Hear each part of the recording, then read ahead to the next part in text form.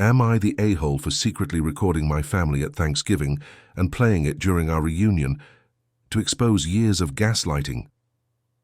Throwaway account, because I don't want this tied back to my real one, even though I'm sure if my family sees this, they'll know it's me. I, 28F, am the black sheep of the family, or at least that's the role I've been shoved into since I was a kid. I'm not a drug addict. I didn't commit any crimes. I never dropped out of school or got pregnant young or anything like that. I was just different, quiet, sensitive, creative, and unfortunately born into a family that values conformity, obedience, and appearing perfect above all else. Growing up, I was scapegoated for everything. If my younger brother, we'll call him Kyle, 26M, broke something, I must have provoked him.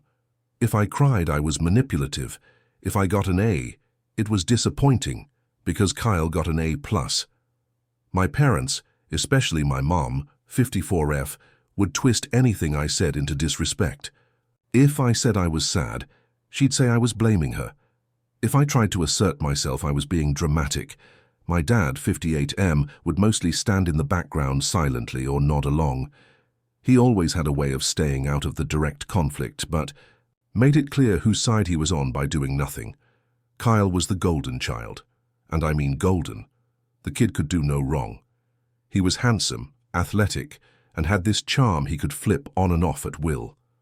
My parents doted on him. Anything he wanted, he got. If he got caught sneaking out or drinking or breaking curfew, boys will be boys. If I so much as rolled my eyes, I was grounded. Once when I was 15, Kyle locked me outside in the rain because I refused to do his laundry. I got in trouble for antagonizing him. I stood in the garage for an hour soaking wet before Mom let me in and yelled at me for being dramatic. By college, I developed intense anxiety and depression. Therapy helped me understand the dynamic. I was the scapegoat in a narcissistic family system. It was painful, but empowering to name it. I started going low contact. I only visited during major holidays, and even then, I'd leave early or make excuses to avoid staying overnight. The gaslighting always ramped up during those visits. They'd act like they didn't remember past fights. They'd say I was always so sensitive. They'd deny things that happened, even things I had written proof of. My mom's favorite phrase became, "That's not how I remember it." Then came Thanksgiving 2023. I hadn't planned to go, but Kyle called me. Yes, he called me, and said he wanted to bury the hatchet. He said he missed me, that the family missed me, that things would be different. I was skeptical, but stupidly hopeful, so I went. I brought my boyfriend Chris, 31M, who'd heard all the stories but had never seen the dysfunction in person. He encouraged me to record the evening just in case. Not like spy stuff, just leave my phone on voice memo in my bag, on the dining room side table. What I captured was a masterclass in subtle abuse. It started innocently enough. The usual passive-aggressive comments from my mom about my appearance. "That lipstick's a little bold, don't you think?" My dad asking Chris what he does for a real job. Kyle making jokes about my weird art degree. But then the dinner table conversation turned toward me. My mom brought up how I used to cry over nothing. My dad chuckled and said, "Remember when she locked herself in her room because we asked her to mow the lawn?" Never happened. Kyle laughed and added, "You always had a flair for the dramatic, probably why you ended up in therapy." I tried to stay calm. I said, "That's not how I remember it." My mum gave me this tight smile and said, "You never remember things the right way, that's your problem." And the whole table just nodded. Chris tried to step in. He asked, "Why is it funny to invalidate her experiences?" That's when things got ugly. My mum got icy and said, "Oh, I see, she brought her little therapist to Thanksgiving." Kyle stood up and muttered, "This is why no one wants her around." My dad told Chris to watch his tone in their house. I stayed quiet the rest of the night. Chris and I left early. Later, we listened to the recording. It was worse than I remembered. The tone, the way they ganged up, the manipulations. Chris. I was furious. He said, "You should play this for them." I laughed it off. I said, "They'd just say I edited it." But the idea stuck in my head. Fast forward to May 2024. My aunt, Mom's sister, organized a family reunion, the first in over a decade. She's always been the neutral one, lives out of state and rarely visits. I adore her. When she heard I was considering skipping it, she called me and said she'd love to see me, and maybe it would be a chance to start fresh. I wasn't so sure, but Chris encouraged me to go, if only for closure. I decided to go, but I also decided to bring the recording, and not just the audio.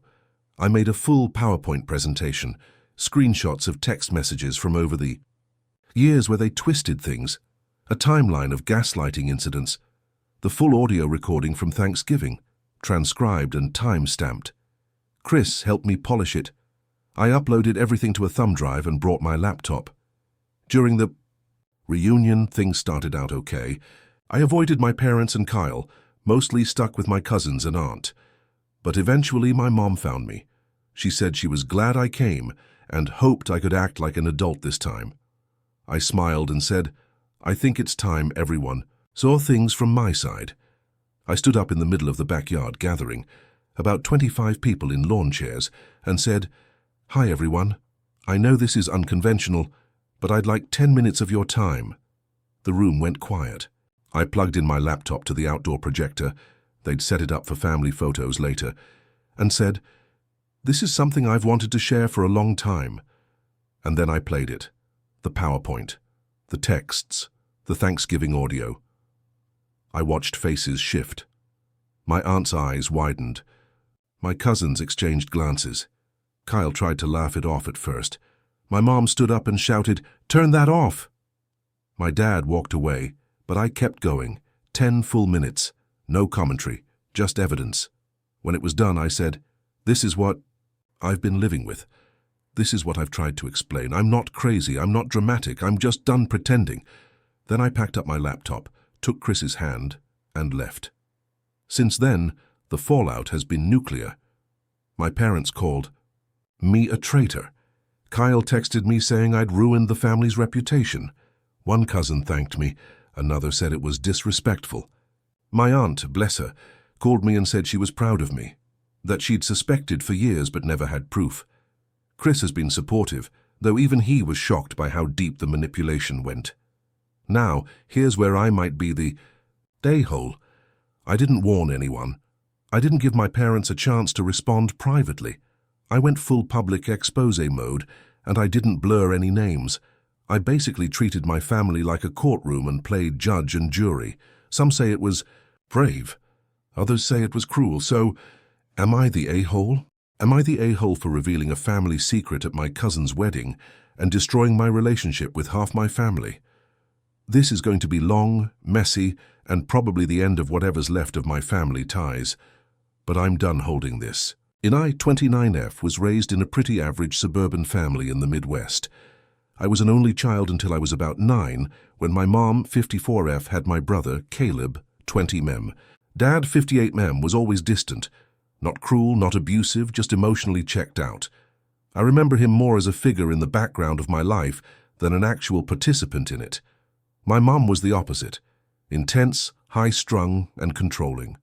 She loved appearances. She micromanaged everything, how I dressed, what I said, how I smiled in photos. Her version of love always felt conditional, like she loved me when I was presentable and useful but barely tolerated me when I showed real emotions or opinions. I grew up with a lot of confusion about why I always felt like an outsider in my own house. My parents were functional, clean-cut, church-going people. We weren't wealthy, but Mom worked overtime to make us seem more upper-middle class than we were. Everything had to be just so. And yet, I felt like a ghost, floating around in this house with carefully curated furniture and matching napkins while everyone pretended we were the perfect family. I never felt real to them. I didn't look like them either. My mom was blonde and petite, my dad tall and angular, and Caleb took after both. I had thick black hair, darker skin, and green eyes. I was told I looked like my great-grandmother from Italy. I believed that for most of my life, fast forward to last year. My cousin Jess, 27F, who I was close to growing up, was getting married. We'd drifted over the years, mostly due to distance, but she still invited me to be a bridesmaid. Her family, my mom's sister, Aunt Sharon, 56F, and Uncle Rick, 60 were the only extended relatives I had regular contact with. Jess was always the golden girl, pretty, smart, popular. But unlike my mum, Aunt Sharon had a softness to her. I always felt safer around her than around my own mother. She used to sneak me extra dessert and whisper, "It's okay to be weird," when I'd hide in closets at family events. Anyway, a few weeks before Jess's wedding, my mum called and told me not to come. Her voice was cold and sharp. She said there'd been tensions and that it was better for everyone if I just sent a gift and stayed home. I asked what the hell she was talking about, and she dodged every question. I called Jess, who was confused, and said she wanted me there. I told her what my mom said. Jess got weirdly quiet, then said, "There's something you should know. I don't know if it's my place, but maybe ask Aunt Sharon." So I did. Aunt Sharon didn't answer at first, just sent a cryptic text. "Come over, alone." What? She told me turned my entire life upside down. Apparently, when my mum was in her early 20s, before she met my dad, she had an affair with her boss, a married man. When she got pregnant, she hid it from everyone. She was sent away to visit a cousin. When she came back, I was already born. My mom married my dad shortly after. According to Sharon, my dad wasn't told the truth at first. He thought I was his. When the truth came out years later, apparently after some blood work when I was sick as a baby, he was furious. But instead of leaving, he agreed to raise me under one condition: it would never be spoken of again. He never forgave my mom. Their relationship froze, but they stayed married, for image. For convenience. Sharon only found out by accident. My mom drunkenly confessed one Christmas after too many glasses of wine. She'd never told anyone else. Sharon kept the secret for years, but seeing how my mom treated me, always a little more distant, a little colder, ate at her. So when she heard my mum had uninvited me from the wedding I was supposed to be in, something in her snapped. She said, "I can't let you go on thinking you were crazy your whole life. You weren't. They lied to you. I don't even remember driving home. I sat in my car outside my apartment for an hour shaking. Then I called Chris, my fiancé, 30mm, who'd been helping me plan our own wedding next year, and just sobbed. I told him everything. He was furious on my behalf. He said, "You need to confront them." But I wasn't ready. I needed time. And then I found it. While digging through some of Mum's old keepsake boxes in the attic, under the pretense of looking for wedding photos for Jess's slideshow, I found a letter addressed to her. From him, the man who was my real father. He wrote that he was sorry, that he wished things could have been different, that he would have left his wife if she'd asked, that he hoped I was happy, even if he could never meet me. There was also a photo, black and white, grainy, but unmistakably a man with my eyes and smile. It broke something in me, so I made a choice. I went to the wedding. I walked down that aisle in my bridesmaid's dress, smiling like nothing was wrong. I danced, I toasted, I posed for pictures. Then, during the reception speeches, when Jess got up to thank her parents and said how grateful she was for the open honesty in their family, I felt this wave of rage crash through me. I stood up. I asked to say a few words. Everyone turned. Jess looked confused but nodded. I said, "I just want to say how happy I am for Jess. She's marrying into a family that supports her, that sees her. Not everyone gets that. I didn't. And I've learned recently that the reason I never felt truly loved or accepted in my family is because I wasn't really part of it. Not in the way I thought. I grew up thinking I was my father's daughter. I wasn't. I was a secret. A mistake. A consequence of my mother's affair with a married man.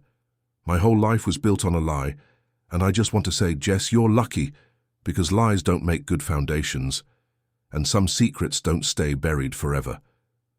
Then I walked, off the stage and out the door. The fallout has been apocalyptic. My phone exploded. My mom left me a 7-minute voicemail shrieking about how I'd ruined her life. My dad, who never calls, texted me one word: enough.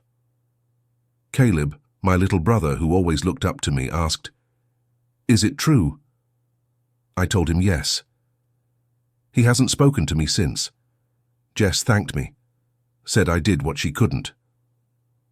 Aunt Sharon apologized for planting the seed, but said I did the right thing. But now, I'm adrift. My wedding plans are in limbo. Half my guest list won't speak to me.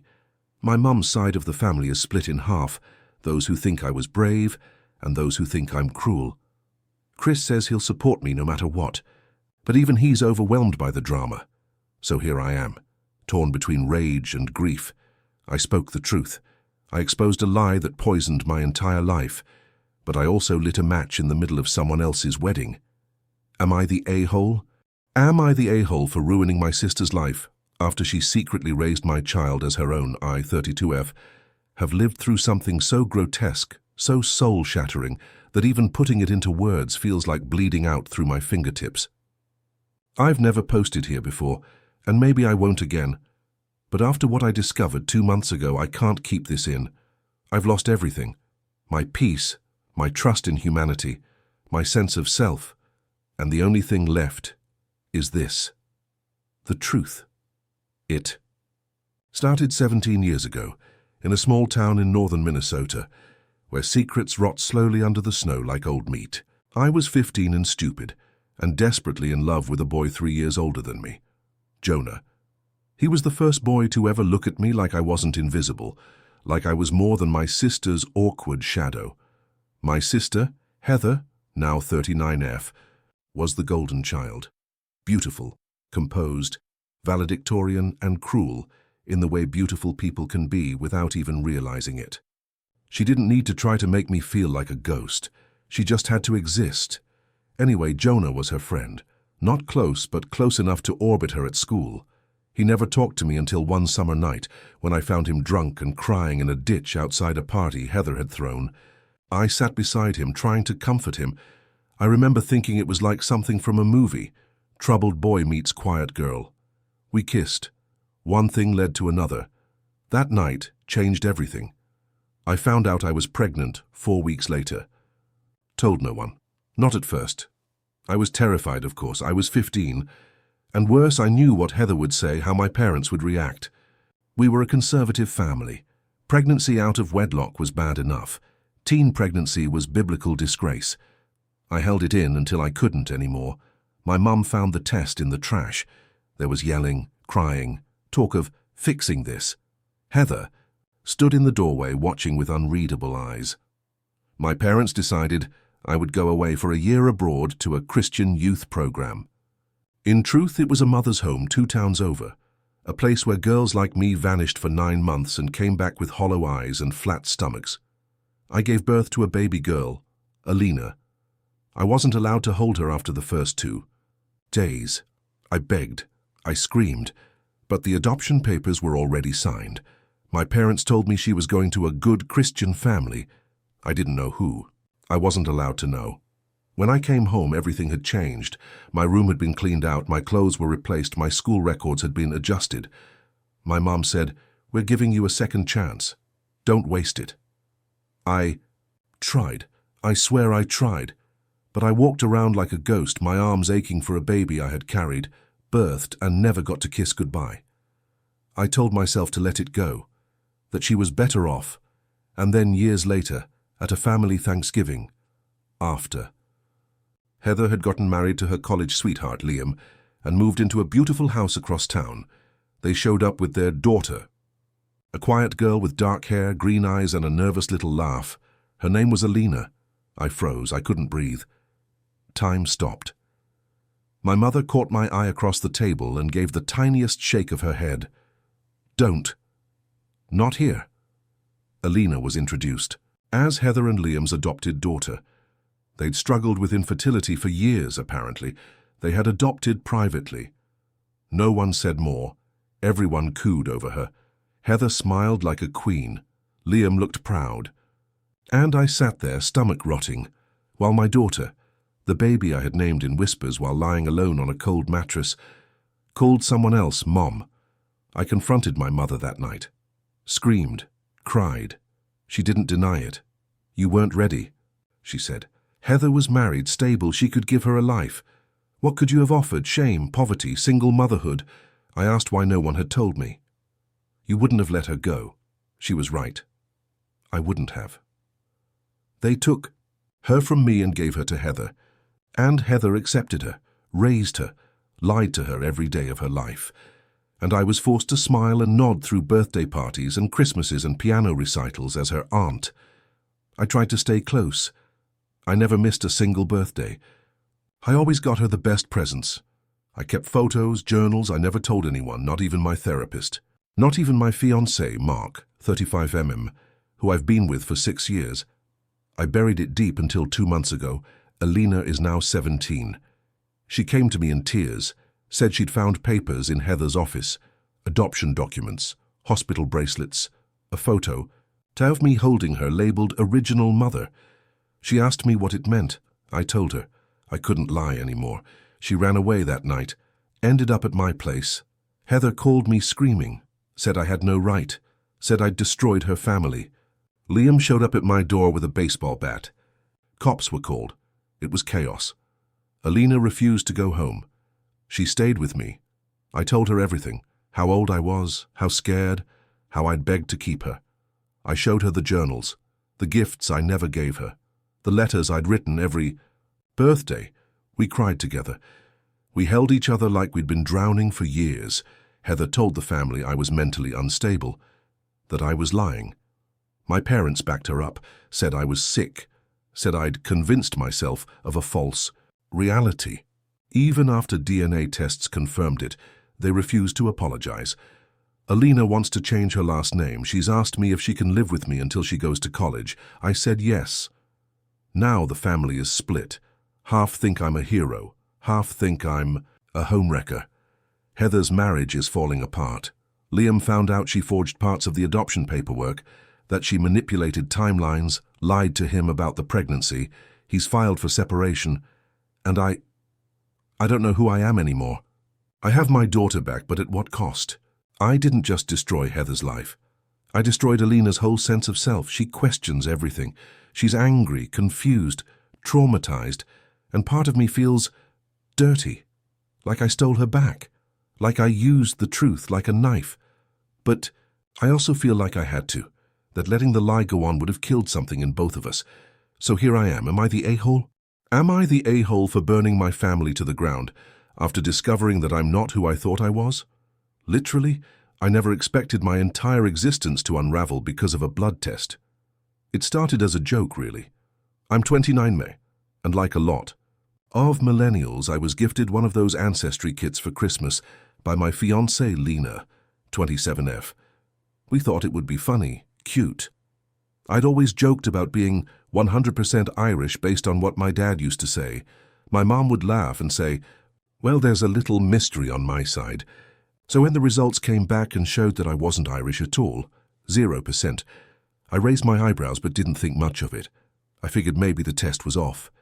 Then Lena suggested I download the full data file and upload it to a more detailed genetic genealogy site, one that links you with potential relatives. We thought maybe I'd find some second cousins in Boston or something. She even made popcorn. What we found instead was a stranger listed as my parent, not a cousin, not a relative, a parent. A woman named Melissa Camden, 52F, lives in Vermont. Never heard of her in my life. I laughed at first, said it had to be a mistake, but I couldn't stop thinking about it. I checked again, and again. The name didn't change. It wasn't a glitch. Melissa Camden had a 49.9% DNA match with me. My mother was supposed to be Margaret Holloway, now 58, teacher, PTA mum, crossword puzzle addict, my mum. I confronted her a few days later. Lena told me to be careful, but I couldn't sit on it anymore. We had brunch at a quiet little cafe. I brought printouts, highlighted sections, data charts. I thought it would be a calm conversation. It wasn't. The moment I said Melissa Camden's name, my mother turned, pale, not shocked, not confused, scared. Her hand started to tremble, her teacup clattered in its saucer, and then she whispered, "How did you find her? Not who is she? Not why do you think she's your mother? Just, how did you find her?" My blood went cold. That was the beginning of the unraveling. What followed were weeks of half-confessions, withheld truths, redacted stories, desperate attempts at damage control. My mother insisted she raised me, loved me, that biology didn't matter. My father, or who I thought was my father, became defensive, belligerent, said I was digging into things that didn't concern me. That not all questions need answers, so I did what any stubborn bastard would do. I got in my car and drove 8 hours to Vermont. Melissa Camden lived alone in a cedar-sided house surrounded by pine trees. She looked like me. That was the first gut punch. The same jawline, same storm-colored eyes, same nervous tick of touching her neck when she's lying. She opened the door, looked me up and down, and started crying. I didn't have to explain anything. She already knew. Turns out Melissa Camden was my real mother. She gave birth to me in a New Hampshire hospital under the name Baby Boy Camden. I was taken from her just days later. According to her, my adoptive parents, Margaret and Philip Holloway, paid for her expenses, housed her for the last trimester, and promised she'd have visitation. But once I was born, they ghosted her, changed their numbers, moved across state lines. My entire life had been built on a lie, but it gets worse. I went back to confront them, this time with Melissa's own words, photos, even the birth certificate. They didn't deny it. They just tried to reframe it, you key. We're a gift, Margaret said. We raised you with love, that's what matters. A gift? I was furious. I told them I was going to go public, take legal action, anything. That's when my father dropped the real bomb. He wasn't my father either. They had stolen me. Not in a legal grey area. Not through questionable adoption. They had stolen me. My father used to work at that hospital. He was a tech in the records department. He had access, he altered files, erased Melissa's contact information. They used cash for everything. Melissa had been 19, alone, no lawyer, no advocate, no one, to help her. And they told themselves I'd never find out. I moved out of state within a week, but it didn't end there. I told Lena everything. She was supportive at first, until I started spiraling. I couldn't sleep. I couldn't eat. I started obsessing, going through old photos, questioning every birthday, every memory. Lena said I needed therapy. I agreed. But therapy didn't help, because I didn't need healing. I needed justice. So I did the unthinkable. I went to the media. I contacted a local investigative reporter, gave them documents, DNA results, birth records, a timeline. The story ran in a major paper under the title Stolen Son, the Quiet Epidemic of Black Market Adoptions in America. It exploded. Melissa came forward on camera. My parents, the Holloways, were vilified. The story went national. CPS opened investigations into the hospital. My father was arrested for fraud and obstruction of justice. My mother lost her teaching license. It should have felt like victory, but instead it felt like death. My phone rang off the hook with extended family demanding explanations, insults, threats. My older sister, not biologically related, turns out, called me a monster, said I'd destroyed our family. Lena said she couldn't go through this anymore. She moved out 2 weeks ago, and now Melissa wants to build a relationship. She's gentle, soft-spoken, full of apologies. But I can't look at her without feeling like I'm staring into an alternate universe, one I was ripped from before I could form a thought. I don't know who I am anymore. I don't know what I was supposed to be. Every time I hear my name, it sounds wrong. Every memory I have feels tainted, like it was built on a corpse. People say I was brave, that I exposed the truth, that I helped others come forward. Because after the article, dozens of people contacted the reporter with similar stories. But all I feel is hollow. I've torched everything, my childhood, my family, my engagement, my own identity. I'm a man with no past, no anchor. So tell me, am I the a-hole? Am I the a-hole for cutting my sister off completely after I realized she was trying to erase me from existence and almost succeeded? This is going to sound like the bitter ramblings of a paranoid loser, and maybe I am. But before you make up your mind, just listen. Really listen, because no one did when I needed them to. No one saw the signs. Or maybe they did, and they just didn't want to believe that something this sick could happen inside a normal middle-class family. My name is Matthew. I'm 33 now, and I used to have a twin sister, Madeline. Used to is a weird phrase to use for someone who's still alive, but I don't have any other words that fit. Because as far as I'm concerned, the person who shares my DNA, my birthday, and all my earliest memories died a long time ago, and something else grew in her place. Something cold, calculating, and patient. Very, very patient. We were close. Growing up, or at least I thought we were. We had the typical sibling spats, but we were thick as thieves. Our parents always said we had that twin thing, knowing what the other was thinking, finishing each other's sentences, all that. But looking back, I wonder if that was just me projecting, because I always saw her as the better twin. The prettier one, the smarter one, the one with the poise and the charm and the graceful lies. Me? I was awkward, obsessive, a little intense. I had a hard time making friends, but she made me feel like I mattered. She always stood up for me until one day she didn't. It started in college. We went to different schools. She went Ivy League. I went state. I struggled a lot. She thrived. Her calls became less frequent. When I reached out, I'd get one-word replies. When I visited, she seemed annoyed. She always introduced me as my twin brother, Matt, like I was some accessory she had to acknowledge, but didn't really want to explain. She started making weird jokes. Matt's the weird one. Matt's the depressive one. Matt's the anxious twin. I'd laugh along.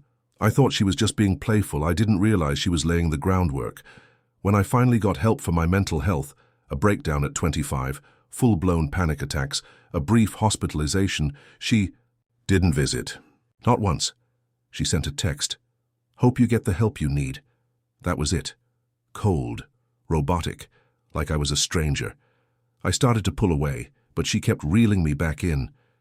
Family is family, she'd say. You're my brother. I'll always love you. But it always came at a cost. She borrowed money and never paid it back. She sabotaged my friendships. She flirted with my girlfriend at a party and laughed it off as a joke when I confronted her. And then came the inheritance. Our grandfather died when we were 28. We were both in the will, equal shares. But when the lawyer called me, he said something was wrong. According to the updated paperwork, I had voluntarily relinquished my share. That's impossible. I never signed anything. I demanded to see the documents. They sent over a scan. My name, my forged signature, my social security number, everything. She had done it. I knew it immediately. She had access to all that info. We used to share everything. She could have taken it years ago, knowing this day would come. I confronted her. She smiled, didn't deny it, just said, "It's already done. You can fight it if you want, but you'll lose. And everyone will believe I'm just trying to help my sick brother. You don't want to make a scene." That's when it hit me. This had all been a setup. Slowly, carefully, over years. She'd been eroding my credibility, undermining me, painting me as unstable, unreliable, paranoid. Every joke, every offhand comment about my mental health, every little seed she planted in our parents' minds, it was all part of a long game. She wasn't just trying to isolate me. She was trying to erase me. I tried to expose her, but no one listened. My parents said I was jealous, that Maddie's always been the responsible one. My exes called her fun and magnetic. Even my therapist said I needed to let go of the rivalry. But this wasn't rivalry, this was war. So I disappeared. I changed my number, moved across the country, deleted all my social media, left no forwarding address. I needed to breathe. I needed to exist somewhere she couldn't reach. 3 years passed. I started over. New job, new friends, even fell in love again. I never spoke of her. I felt like I was shedding skin. Then she found me. I don't know how, but she did. One day I came home and there was a package on my doorstep. No return address. Inside, a photograph of us as kids, torn in half. My half burned at the edges, and a single note. No signature, just 4 words. "You're not real, Matt." I didn't sleep for 2 days. I went to the police. They said there was nothing they could do unless I had proof she was stalking me. They suggested a restraining order, but without direct contact, it wouldn't hold. So I did the only thing I could think of. I started documenting everything. Security cameras, journals, emails. I wanted a record just in case, because part of me was starting to believe her, that I wasn't real, that I was a shadow, a spare part, a backup, a ghost in her world, that somehow she had convinced everyone, including me, that she was the only one who mattered. That I was a glitch, and then it happened. I was on a date. We went back to her place. She poured wine. I took a sip. The next thing I remember, I was in a hospital bed, IV in my arm, blinding lights, beeping monitors. My date was gone. No one could find her. No ID on file, fake name, burn phone. But the wine had been laced with something strong. Almost killed me.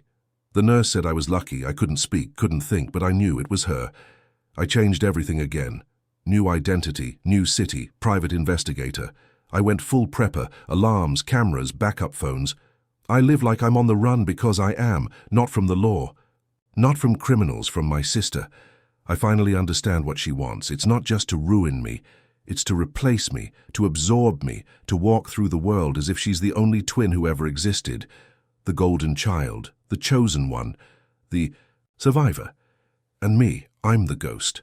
So now I ask you, am I the a-hole for cutting her off, erasing her from my life, pretending she's dead, even when I know she's still out there, watching me, waiting? Or am I just playing the game she started years ago and finally refusing to lose? Am I the a-hole for telling my sister she's not a real artist and shouldn't try to sell her paintings? Okay, Reddit, I need your honest opinions. This has caused a huge rift in my family, and I'm starting to second-guess myself, even though I genuinely believe I'm in the right. I'm 32F, an art historian. I studied art history in college and grad school, and now work as a curator at a fairly prestigious local museum. I know my art. I've spent years studying techniques, movements, and the historical context of countless masterpieces. I'm very passionate about art and deeply respect the craft. My sister, Sarah, 28F, on the other hand, is a casual painter. She picked it up during the pandemic, like a lot of people, and she enjoys it. I encourage her to enjoy it. It's a great hobby. She mostly does abstract stuff. You know, the kind of I just threw paint on a canvas and it somehow looks profound stuff. Occasionally, she'll try her hand at landscapes, which, well, let's just say they are creatively interesting. They lack perspective, depth, and any real technical skill. Think Bob Ross gone horribly, horribly wrong. The problem started a few weeks ago. Sarah announced on our family group chat that she was planning to open an Etsy shop to sell her paintings. My initial reaction was a polite, "Oh, that's cool." But later, when I saw some of the pictures she planned to list, I felt uncomfortable. Honestly, they were not good. Like elementary school art project level bad. And she was pricing them at $50 or $100 each. I understand wanting to make some money off your hobbies, but this felt disingenuous. I decided to talk to her privately. I called her, and after some pleasantries, I brought it up. I tried to be gentle, I really did. "Hey Sarah," I said, "I saw your Etsy shop announcement. That's great. I'm happy you're pursuing your passion for art." "Thanks," she replied, sounding excited. "I've already started painting like crazy. I even bought some cool canvases. I think people will really like my style. It's very textured." "That's wonderful," I said, trying to keep my tone even. "Look, I wanted to give you a little friendly advice, coming from someone with a background in art." She tensed up. I could practically feel it over the phone. "Okay, well," I began cautiously, "your paintings are abstract, definitely, and you have a passion for it, but selling them at those prices—" I trailed off, hoping she'd pick up the hint. "What about it?" she asked, her voice now laced with defensiveness. "It's just that, are you sure you're ready to sell them? I mean, are you sure people will actually buy them? It might be discouraging if you don't have any sales." I winced as I said it. I knew it wasn't the most diplomatic thing to say, but I was trying to nudge her towards a more realistic perspective. "What's that supposed to mean?" she snapped. "Are you saying my art isn't good enough?" No. "I'm not saying that," I backtracked, even though that's exactly what I was thinking. "I'm just saying that painting is a skill, and it takes time and practice to develop that skill. Maybe you should take some classes, Learn some techniques before you start trying to sell your work. So you're saying I'm not a real artist? Her voice rose. That my work isn't worth anything? This is where I messed up. I lost my cool. I let my professional knowledge, my years of studying art, and my sheer frustration with her inflated ego get the better of me. Honestly, Sarah, I said, yes, I am saying that. You haven't put in the work. You haven't studied the fundamentals. You haven't honed your craft. You picked up a paintbrush during lockdown and now you think you're Basquiat? That's not how it works. And yes, charging $100 for those canvases is frankly insulting to real artists who dedicate their lives to this. Silence. Then, a choked, "Sob, I can't believe you'd say that to me. I thought you'd be supportive." She hung up. Since then, it's been radio silence. She's blocked me on social media, and she hasn't responded to my texts or calls. My mom is furious with me. She thinks I crushed Sarah's dreams and that I should be supporting her, no matter how bad her art is. My dad is caught in the middle, trying to mediate. He keeps saying everyone has to start somewhere, which I acknowledge is true, but he's also never seen Sarah's art. My mum keeps saying I was being a jealous older sister trying to tear Sarah down, but I swear that wasn't my intention. I was trying to protect her from potential embarrassment and save her some money on potentially unsellable paintings. I was also thinking about the art community as a whole and how her pricing strategy could devalue the creations of actual working artists. I know I could have been more tactful. I know I could have sugarcoated it. But I was trying to be honest. I was trying to give her constructive criticism. I thought that, as her sister and someone with expertise in the field, I had a right to be honest. Now, I'm questioning everything. Was I too harsh? Was I being an elitist snob? Should I have just let her sell her art and learn the hard way? Should I have just kept my mouth shut? So, Reddit, AITA, edit. Okay, wow. I wasn't expecting this many responses. Thank you all for your input, even the harsh ones. I'm trying to respond to as many comments as I can. Her few recurring points. Why didn't you offer to help her? This is a fair criticism. In hindsight, I should have phrased my advice as an offer to mentor her or give her pointers.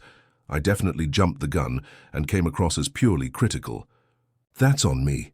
Everyone has to start somewhere. I get it, I truly do. But there's a difference between starting and immediately claiming to be a professional worthy of charging professional prices. It felt like skipping a lot of important steps. You're jealous because she's pursuing her passion. No, absolutely not. I love my job and I'm passionate about art history. I'm happy she's found a hobby she enjoys. My issue is with the monetizing aspect without any real training or skill development. It just doesn't sit right with me. It's her art, she can price it however she wants. True to a degree, but that doesn't mean it's ethical. There's a difference between expressing yourself creatively and trying to con people out of their money by selling subpar work at inflated prices. I have a problem with the latter. I'm still processing everything, but I think I need to apologize to Sarah. Not necessarily for what I said, but for how I said it. I need to acknowledge that I hurt her feelings and that I could have approached the situation with more empathy and support. I'm not sure if she'll accept my apology, but I owe it to her to try. Thanks again for your perspectives, Reddit. You've given me a lot to think about. Update. Okay, Reddit, I apologized. It wasn't easy, but I did it. I sent Sarah a text message admitting that I had been insensitive and that I regretted the way I had expressed my concerns. I told her that I was proud of her for pursuing her passion and that I should have been more supportive, regardless of my personal opinions on her art. I didn't mention the pricing thing at all. She didn't respond immediately, but a few hours later I got a reply. It was short and to the point. Thanks, I appreciate that. The next day I asked her if she would be willing to meet for coffee. She agreed. It was awkward at first. We sat in silence for a few minutes, sipping our lattes, before I finally broke. The ice. So, I said nervously, how's the Etsy shop going? She sighed. Not great, honestly. I've listed a few paintings, but no one's bought anything yet. I resisted the urge to say, I told you so. Instead, I said, that's okay. It takes time to build a following. Yeah, but... She hesitated. I think you were right about some things. I haven't really had any formal training. I kind of just Wing it. There's nothing wrong with winging it, I said gently, as long as you're having fun. But if you're serious about selling your art, maybe a few classes could help you develop your skills and techniques. Maybe, she said, looking thoughtful. Do you think you could give me some pointers? I mean, you know so much about art. I smiled. Of course, I would love to. We could visit some museums together, and I could show you some different techniques and styles. We can even look at some pricing strategies if you want. And that's how it started. I've been spending my weekends with Sarah, teaching her about art history, composition, color theory, and different painting techniques. She's actually really receptive to feedback, and she's improved tremendously in just a few weeks. She's still experimenting with abstract art, but now she's doing it with intention and knowledge, rather than just throwing paint at a canvas and hoping for the best. Her landscapes are also showing significant improvement. She is actually doing research into different landscapes and how the light and shadows work. She hasn't sold any paintings yet, but she's more focused on learning and improving her skills than on making money, and I'm proud of her for that. We even discussed lowering her prices to reflect her status as a beginner artist. She agreed and changed her prices accordingly, noting that she's doing it for fun, which she is. I still think she was being a bit naive about her initial prospects, but I also realized that I was being a judgmental snob. I let my expertise get in the way of my relationship with my sister. I should have been more supportive and encouraging, even if I didn't agree with her artistic choices. I've learned a valuable lesson about the importance of empathy and understanding, and I'm grateful that Sarah was willing to forgive me and give me a second chance. I'm also grateful that I have a sister who inspires me to be a better person. So, Aita, I still think my initial concerns were valid, but I definitely handled the situation poorly. Am I the a-hole for kicking my Esil out of my wedding after she announced her pregnancy and her toast? Okay, Reddit, I need some serious perspective here. I'm 32F, and just got married to my amazing husband, Liam, 33M. We had been together for 5 years. We had a beautiful wedding, a bit on the smaller side, around 80 people. We kept it mostly family and close friends. My sister, Clara, 28F, was my maid of honor and was absolutely fantastic. Liam's sister, Sarah, 30F, was a bridesmaid.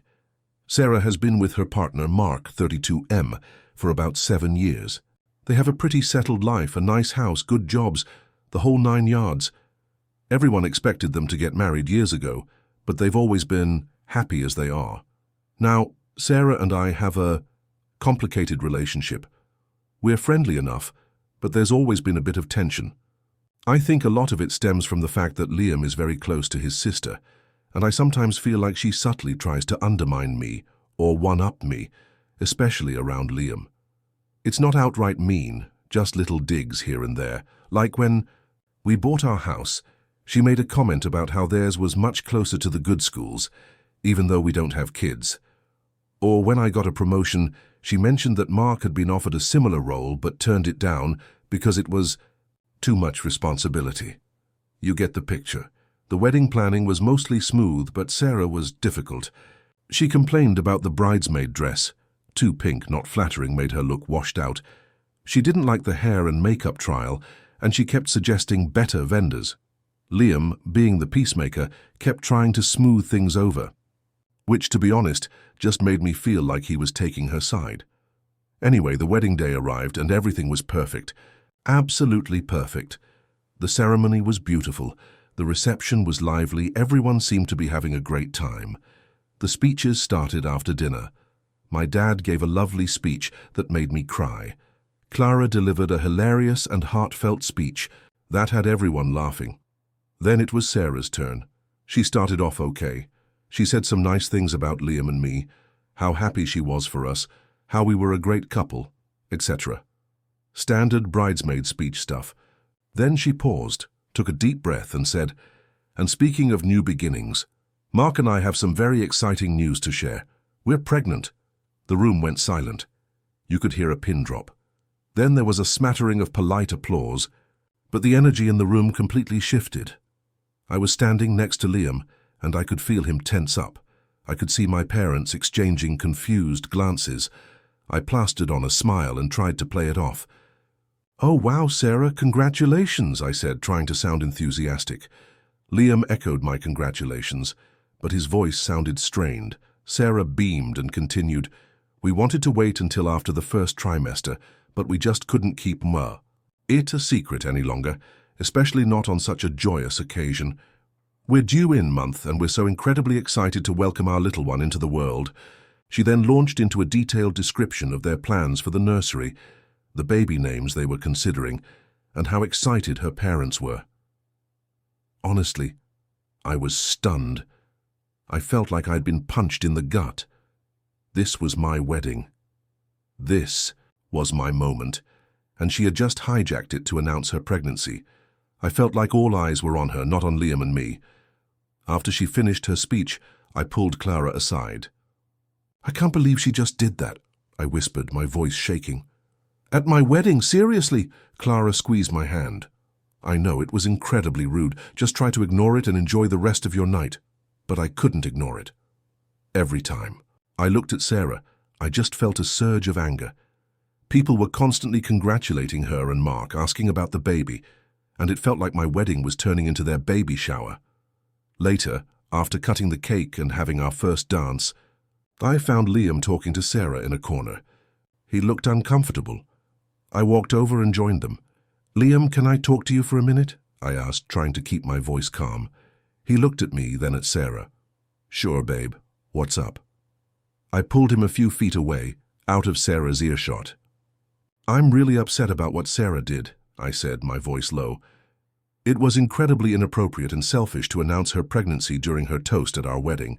Liam sighed. "I know, honey. It wasn't ideal. But she's really excited and she probably just got carried away." "Carried away?" I hissed. "She completely stole the spotlight. This is our wedding. She could have waited a week, a month, any other time. But no, she had to do it here, now, when it's all about us."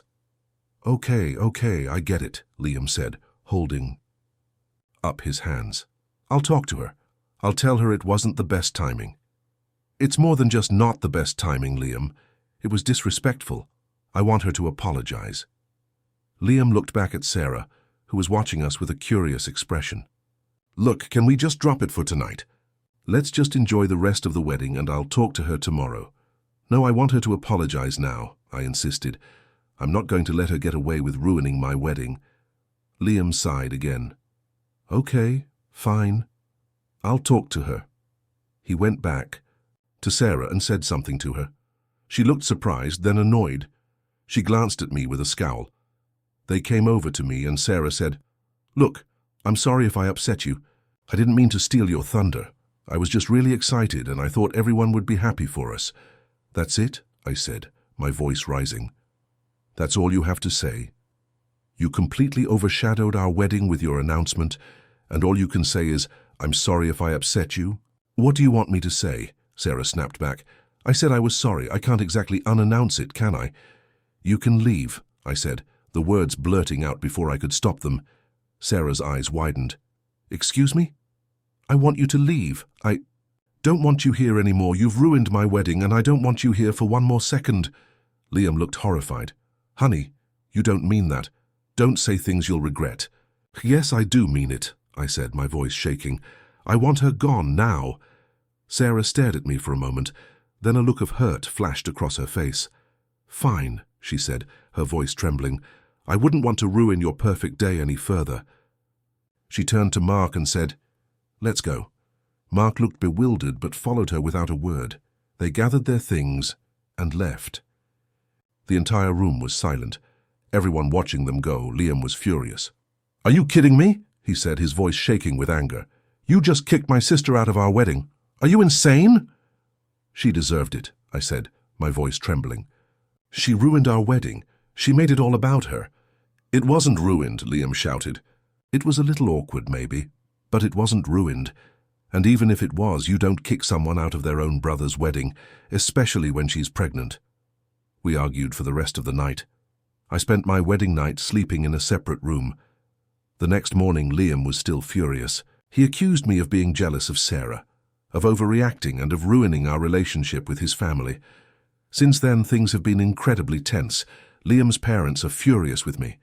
They think I'm being unreasonable, and that I should apologize to Sarah. Liam is barely speaking to me. He says I humiliated Sarah and him in front of everyone we know. Some of my friends are on my side. They say Sarah's announcement was incredibly tacky, and that I had every right to be upset. My parents are trying to be neutral, but I can tell they think I overreacted. Clara is firmly in my corner and says Sarah had it coming. Honestly, I'm starting to question myself. Did I overreact? Was I too harsh? Should I have just let it go and dealt with it later? So, Reddit A-eater for kicking my Sil out of my wedding after she announced her pregnancy in her toast? Edite. Okay, wow, I'm getting a lot of responses. A lot of YTA votes, but also some NTA and ESH. Let me clarify a few things. I wasn't jealous of Sarah being pregnant. I want kids, but Liam and I agreed we wanted to wait a few more years. I'm genuinely happy for her and Mark. My issue was the timing and the venue of the announcement. I know kicking her out was extreme, I realize that now. In the heat of the moment, I just snapped. I felt like she had completely disregarded my feelings and that she wasn't taking responsibility for her actions. Liam and Sarah are very close. I understand that, but sometimes it feels like he prioritizes her feelings over mine. That's a longer discussion for another day, though. We knew this going into it. I haven't spoken to Sarah since. Liam has talked to her, and he says she's very hurt and angry. She feels like I overreacted, and that I ruined what should have been a happy announcement for her. My anger isn't just about the wedding. The wedding was the straw that broke the camel's back. There's been a pattern of Sarah subtly undermining me, and I just reached my limit. Edit 2. Okay, I have read every single comment, or at least tried to. I appreciate the brutal honesty, even the YTA votes. It's definitely made me reflect on my actions and my relationship with Sarah. Here's what I'm planning to do. Apologize to Sarah. I'm going to call her and offer a sincere apology for kicking her out of the wedding. I'm going to acknowledge that my reaction was extreme and that I should have handled it differently. I'm not going to justify my actions or make excuses. I'm just going to apologize. Talk to Liam. We need to have a serious conversation about our communication and his relationship with Sarah. I need to express how I feel with my boyfriend Jake, her feelings 27 over mine for 3 years, and we need to find a way to navigate that relationship, and I truly believe that he is the one for me. However, there is one issue that has been causing tension between us recently and as a couple. His best friend, Alex. It's clear that there are some underlying issues. Alex and Jake have been best friends since they were kids. I know this won't fix everything overnight, but it's a start. Went to the same college and now work at the same company. Thank you, Reddit, for your honest feedback. I needed to hear it, even if it wasn't what I wanted. I've never had any issues with him until recently. I'll update you all on how things go. About 6 months ago, Jake and I decided to move in together. We found a great apartment in a nice neighborhood, and we were both really excited to start this new chapter in our lives. However, things haven't been going as smoothly as we had hoped. One of the main issues has been Alex. Even though Jake and I now live together, Alex still comes over all the time. He'll stop by unannounced, let himself in, and make himself at home.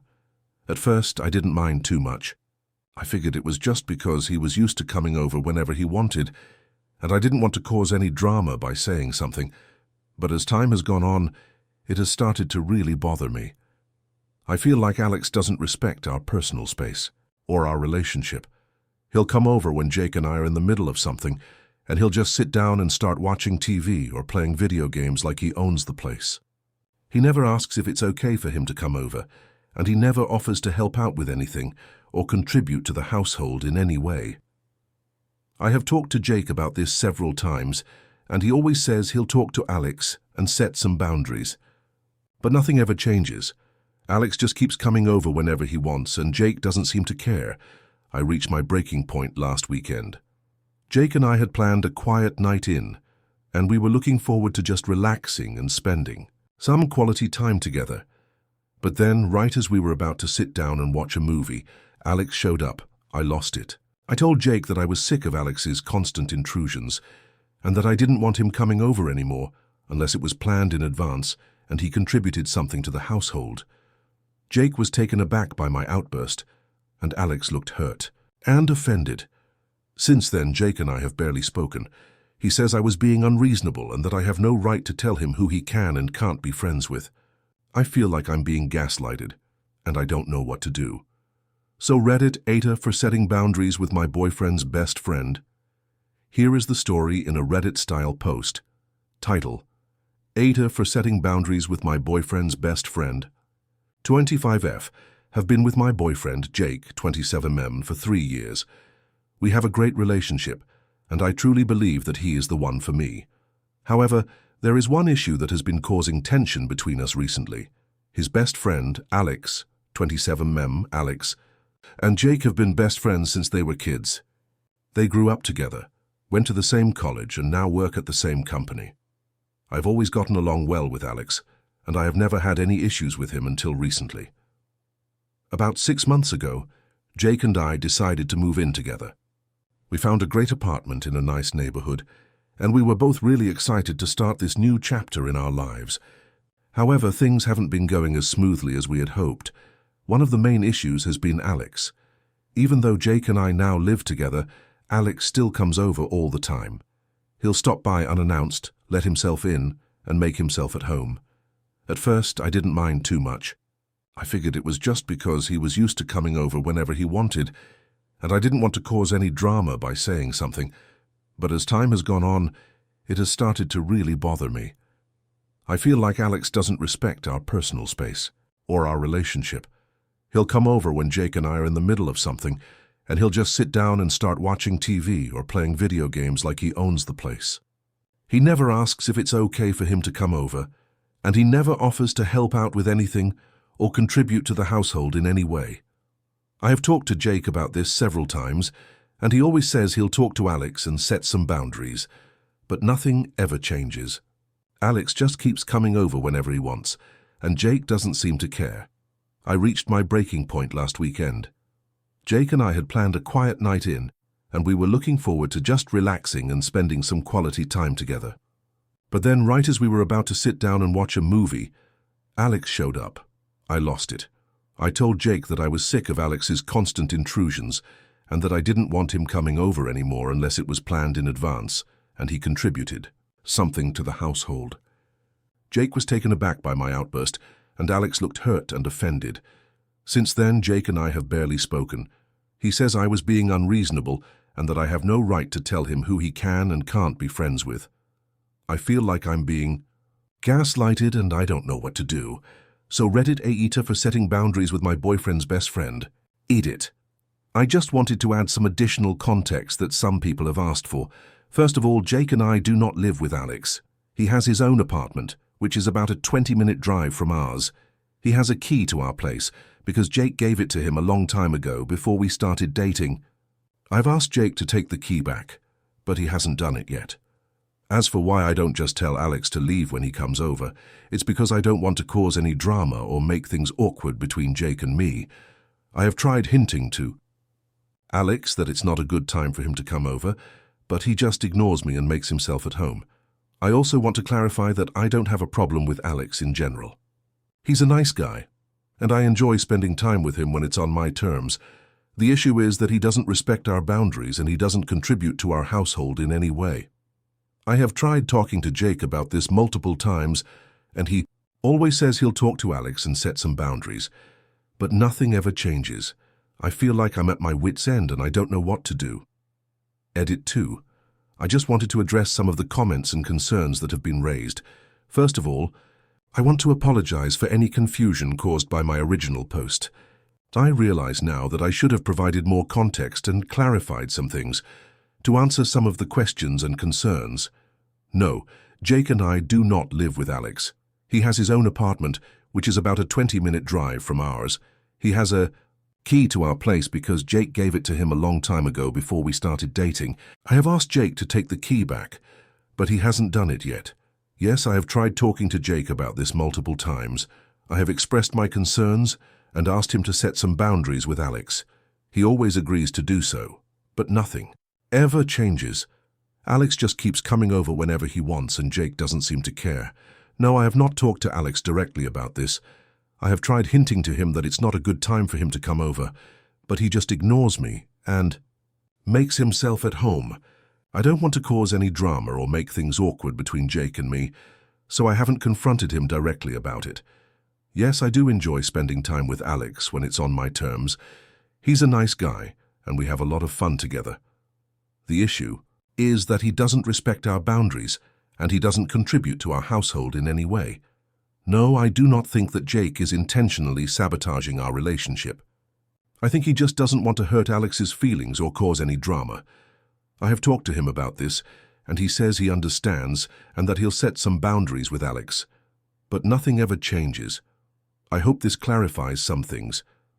I appreciate all of the feedback and perspectives, and I will definitely take everything into consideration as I figure out how to move forward.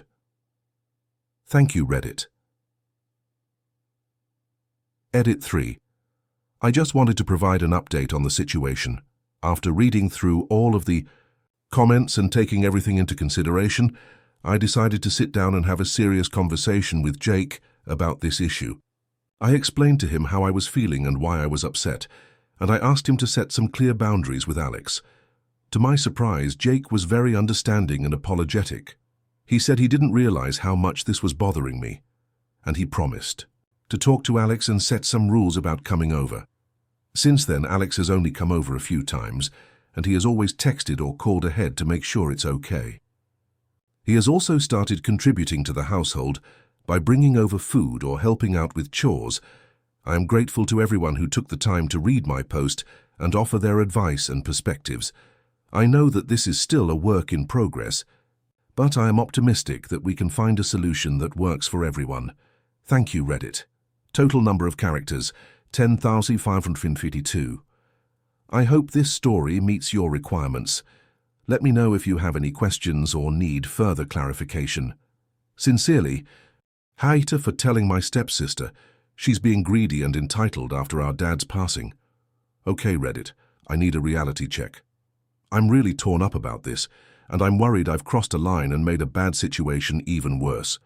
My dad, Paul, passed away unexpectedly last month from a heart attack. He was 62. It was a shock, and I'm still reeling. He was a great dad, a hard worker, and just an all-around good guy. He remarried about 15 years ago to Sarah, and she has a daughter, Emily, 28, who is now technically my stepsister. I'm Mark, by the way, and I'm 35. I always tried to be welcoming to Emily. Sarah is generally a nice woman, and Emily was fine. We were never close, never really bonded. She always seemed a little entitled, maybe spoiled by her mum, but I tried to ignore it. We mostly just coexisted during holidays and family gatherings. I never thought she was actively malicious, just self-absorbed. The problem is about Dad's will. He was pretty meticulous about things, and he had a will drawn up years ago, which he updated a few years ago after my mother passed away. He sat me down a few years ago and showed me the will, and went over with me in person his intentions. He told me that he had provided for Sarah, but also that the bulk of his estate, his house, investments, savings, was intended for me. This was because I was his only biological child, and he felt it was important to leave a legacy. He also wanted to make sure I was taken care of, since I had just lost my mother, and am also trying to save money for my own family, as my wife and I are trying to have children. I knew this was coming, and I was obviously saddened that my father had passed away. I was not completely surprised to learn of the same details when the will was read by the lawyer. Sarah inherited a sizable sum of money, enough to live comfortably, buy a new car, maybe even a small condo if she wanted. She also gets to live in the house for 6 months, rent-free, to give her time to figure out her next steps. She also inherited all of Dad's personal belongings that she wanted, furniture, jewelry, photos, etc. I was perfectly happy with this arrangement. I thought it was incredibly generous and fair to Sarah. Emily, on the other hand, inherited absolutely nothing. This is where things went south. At the reading of the will, Emily was noticeably quiet. She was stone-faced the entire time. Sarah, understandably, was emotional, but seemed to accept the terms of the will. After the lawyer finished, Emily pulled me aside. "So," she started, her voice dripping with a saccharine sweetness that made my skin crawl. "You get everything. I tried to be diplomatic. Not everything, Emily. Sarah is very well provided for, and I inherited the house and some investments. Dad worked hard for it, and that was his wish. His wish? Or what you manipulated him into? She spat. I was taken aback. What? That's ridiculous. I had absolutely no influence over his will. He made his decisions independently. Oh, please, she scoffed. You were always the golden child. He probably would have given it all to you anyway, but I bet you were constantly whispering in his ear, reminding him that you're the real family, and I'm just the add-on. I couldn't believe what I was hearing. That's completely untrue, Emily. I never said anything like that. So you're just going to take it all? The house? The money? Leaving me with nothing? It's not nothing. Your mother got a substantial amount of money. She can help you. My mom needs to save for herself, and frankly, she deserves more attention and financial support after being his wife for so many years. I can't believe that you would take everything from all of us, knowing that we are all in a state of mourning. You are so selfish, Mark. This is where I lost it. Selfish? You're calling me selfish? My dad just died, I am grieving, and you're here focused on money. You are entitled enough to think you are automatically entitled to my father's estate. You are being greedy and entitled, Emily. He had no obligation to leave you anything. He helped raise you, housed you, fed you for all those years.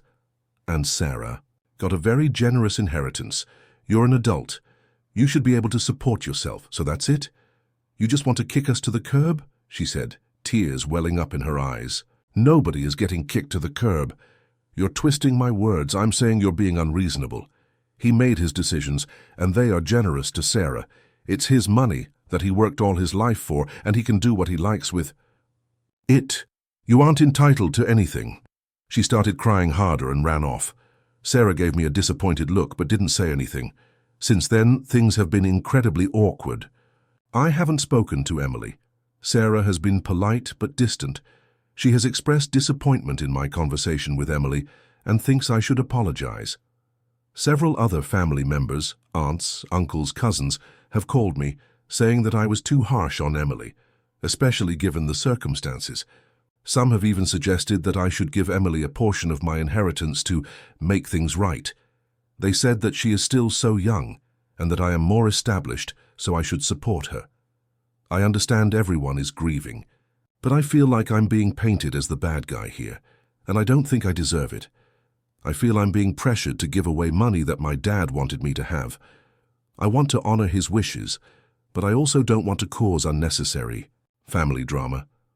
Part of me wonders if I was too harsh. Maybe I should have been more sensitive.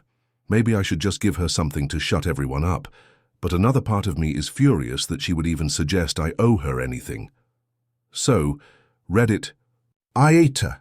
Was I too harsh on Emily?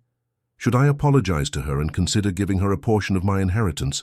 Or am I right to stand my ground? Edit. Okay, wow. I've gotten a lot of responses. Thank you all for your perspectives, and I want to clarify a few things based on some common questions and assumptions. Emily's financial situation. Emily works as a receptionist at a local dentist's office. It's not a high-paying job, but it is a reliable job and has been with them for about 5 years now. She's not struggling to survive, but she's also not living lavishly. She lives in a small apartment and drives an older car. She had opportunities to go to college. My dad and Sarah offered to pay for it, but she declined and said she didn't want to go and wanted to start working. My financial situation. I work as a software engineer. It's a comfortable living, but my wife and I are not rich by any means. We have a modest mortgage, student loans, and are actively saving for a down payment on a larger house and for future children. I'd say we are lower to mid-class. Dad's relationship with Emily. Dad was generally a good stepfather to Emily. He treated her well, included her in family activities, and helped her financially when she needed it, car repairs, etc. He paid for her driving school, and even helped her pay for her first car. He walked her down the aisle at her wedding. He was also very proud of her, even when she made mistakes. He didn't treat her differently from me, as far as I could see. He loved her, and she loved him. This is why I am so conflicted about giving her money. I'm not opposed to helping her, but I resent the entitlement. If she had come to me and said, Mark, I'm really struggling. I know Dad left everything to you, but I was hoping maybe you could help me with X. I would have been much more receptive. But her demanding it and accusing me of manipulating Dad is what infuriated me. Sarah's situation after 6 months. She will be able to afford a small place of her own. My father was very generous in what he left for her. She has enough to retire with and live comfortably. Edit 2. Okay, I've read through all the comments again, and I see a lot of you bringing up the point about family harmony and the long-term consequences of this feud if I don't try to mend things. I understand that. I don't want to alienate my family, especially Sarah. I also want to clarify that I'm not necessarily opposed to giving Emily something, but I am opposed to being bullied into it. And I want to approach it in a way that doesn't enable her entitled behavior. Based on the feedback, I'm thinking of doing the following. Apologize to Sarah. I will apologize to Sarah for the way I spoke to Emily. Even if I believe Emily was being unreasonable, I could have handled the situation with more sensitivity, especially given the circumstances. Sarah has always been kind to me, and I value our relationship. Have a conversation with Emily, with Sarah present. I want to sit down with Emily and Sarah and try to have a calm, rational conversation. I will acknowledge her grief and validate her feelings. I will also explain my perspective and why I reacted the way I did. Offer to help in a specific way. Instead of giving her a lump sum of money, which I think would reinforce her entitlement, I'm considering offering to help her with something specific, like paying for a professional development course or helping her start a small business. Something that would help her become more self-sufficient. This would allow me to help her while still maintaining boundaries. Does this sound like a reasonable approach? I'm still open to suggestions. Thank you all for your input. Edit 3. I wanted to give you all an update on the situation. Yesterday I followed through with my plan. First, I called Sarah and apologized for how I spoke to Emily. I explained that I was grieving and reacted poorly, and that I valued our relationship. She accepted my apology and seemed genuinely relieved. Then we arranged a meeting with Emily at Sarah's house. It was incredibly awkward at first. Emily refused to make eye contact with me. Sarah started by acknowledging everyone's grief and emphasizing the importance of family. I took a deep breath and started talking. I told Emily that I understood she was hurting and that I was sorry for being so harsh. I explained that I felt attacked and accused of manipulating Dad, which wasn't true. I also said that I was open to finding a way to help her, but I wasn't going to be bullied or guilt-tripped into it. Emily finally looked up at me, her eyes red and puffy. She admitted that she was angry and scared about her future. She confessed that she felt like Dad was the closest thing she had to a father figure, and his death had hit her hard. She also said that she felt insecure about her financial situation and was worried about being a burden to her mother. It was a breakthrough. I then proposed my idea of helping her with a specific project instead of giving her a lump sum of money. I mentioned that I knew she always had a passion for photography and suggested I would pay for a professional photography course or even help her set up a small photography business. To my surprise, Emily burst into tears. "Really? You'd do that for me?" she asked, her voice choked with emotion. I nodded. "I would, Emily. I want to help you pursue your passion. I think you have a lot of talent, and I want to support you in a way that empowers you." She hugged me tightly, and for the first time, since Dad's passing, I felt a sense of relief. It wasn't a perfect resolution, but it was a step in the right direction. We spent the rest of the afternoon talking about Emily's photography aspirations and brainstorming ideas for her business. Sarah seemed genuinely happy and relieved that we were finally finding common ground. I know this is just the beginning, and there will likely be more challenges ahead. But for now, I'm hopeful that we can rebuild our relationship and move forward as a family. Thank you all for your advice and support. It really helped me navigate this difficult situation. I still think Emily was out of line with her initial demands, but I realize now that grief can make people act in unpredictable ways. And sometimes, all it takes is a little empathy and understanding to bridge the gap. ATA?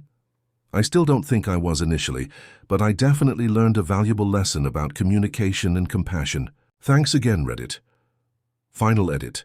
Okay, Reddit, I thought I'd give one final update now that some time has passed. It's been about 6 months since the meeting with Emily and Sarah. Emily is thriving. I helped her enroll in an online photography course, and she's absolutely excelling. She's incredibly talented and dedicated.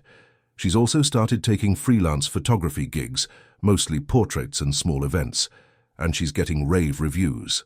She's even built a website and social media presence.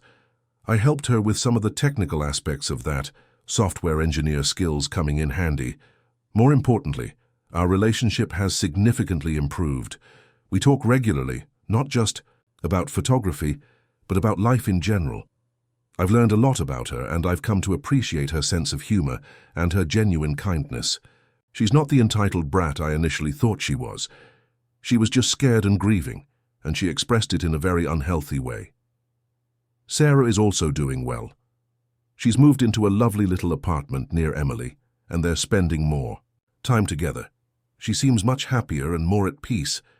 As for me and my wife, we're still trying to start a family. It's been a challenging journey, but we're hopeful. We've also used some of the inheritance money to make some much-needed repairs to our house. The family drama has largely subsided. Everyone seems to be happy that Emily and I have reconciled. I still get the occasional, "Should you have given her more?" comment from some family members, but I just politely changed the subject. In the end, I think I made the right decision.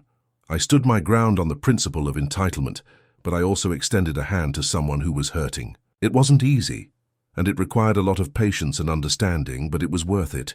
This whole experience taught me a lot about family, grief, and the importance of communication. It also reminded me that sometimes the most valuable inheritance isn't money, but rather the relationships we build and the love we share. Thanks again to everyone who offered advice and support. You helped me navigate a very difficult time in my life. I appreciate it more than you know. This is Mark, signing off. And hopefully the next time I'm posting on Reddit, it'll be about something a little less dramatic. AITA for expecting my sister to contribute to household costs, despite being a struggling artist after I let her move in. Okay, Reddit, I need some serious perspective here, because my family is tearing itself apart. I, 32F, have been living on my own for about 10 years now, and I own my apartment in a decent part of the city. I work as a project manager for a tech company, so I make a comfortable living, nothing extravagant but enough to cover my bills, save a bit, and enjoy a few luxuries. My sister, Clara, 28F, is different. She's always been the artistic one. Since high school, she's been dead set on becoming a real artist, which, bless her heart, has translated into a lot of unpaid internships, sporadic freelance gigs designing flyers for local bands, and a whole heap of debt from art school. Clara was living with our parents after graduating, but things got strained. Apparently, she and Mom had a massive blow-up over Clara's lack of financial contribution and Mom's constant nagging about her finding a real job. Clara ended up moving out and bouncing between friends' couches for a few months. Honestly, I felt bad for her. I know she's passionate about her art and I admire her dedication, even if I don't always understand it. So when she called me, practically in tears, saying she was about to be homeless because the friend she was staying with needed their spare room back, I offered her a lifeline. I told her she could move in with me temporarily. The agreement was vague, I admit. We talked about her finding something stable eventually, but the immediate focus was just getting her off the streets. I said she could stay until she got back on her feet. That was 6 months ago. Now, here's the problem. Clara is still getting back on her feet. She spends most of her days painting in my living room, which, okay, I expected. But she hasn't made any real effort to find a job. She occasionally applies for freelance gigs, but mostly she's waiting for her big break where she'll sell a painting for thousands. Initially, I covered everything. Rent, technically my mortgage, utilities, groceries. I even gave her a little extra cash sometimes for art supplies. I justified it by thinking it was temporary, and that she'd find a job soon. But as time went on, my savings started dwindling. I'm not rich enough to support both of us indefinitely. Eventually, I sat her down for a serious talk. I explained that I was happy to help her out, but I couldn't afford to cover all her expenses anymore. I suggested she look for a part-time job, even something basic like working at a coffee shop just to contribute something. Her reaction was not great. She got incredibly defensive, saying that working a soul-crushing job would stifle her creativity and that I was being unsupportive of her dreams. She accused me of not understanding the struggle of a true artist. She said I was prioritizing money over her well-being, and that her art was actually an investment in our future as a family, since she had plans to be a famous and wealthy artist. I tried to be reasonable. I said I supported her art, but that support shouldn't bankrupt me. I suggested that she could even try to monetize her art more actively, selling prints online or offering commissions. She scoffed at that, saying it would cheapen her work. Finally, I laid down the law. I told her that starting next month, she needed to contribute at least $500 towards household expenses. That would cover roughly half of the utilities and a portion of the groceries. I figured it was a fair compromise considering she was living rent-free. This is where things exploded. She called our parents, sobbing, telling them I was kicking her out and ruining her life. Mom and Dad, predictably, sided with her.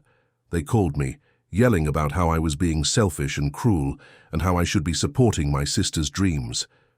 They said that $500 was unreasonable, given her circumstances, and that I was basically forcing her to abandon her art.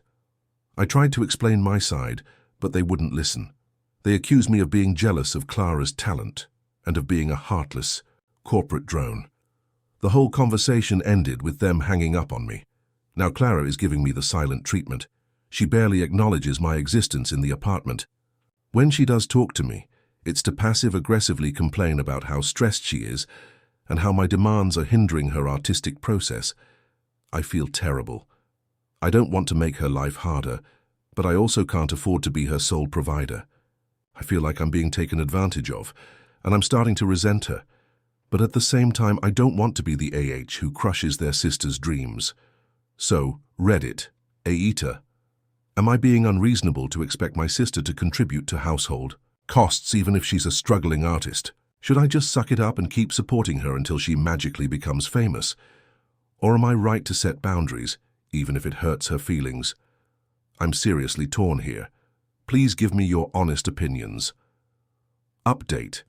1. Wow, I didn't expect this. To get so much attention. Thanks to everyone who has responded so far. It's really helpful to hear different perspectives, and honestly, a lot of you are confirming what I already suspected deep down. To address some common questions and points. Getting back on her feet timeline. Yes, I realize my initial agreement was vague.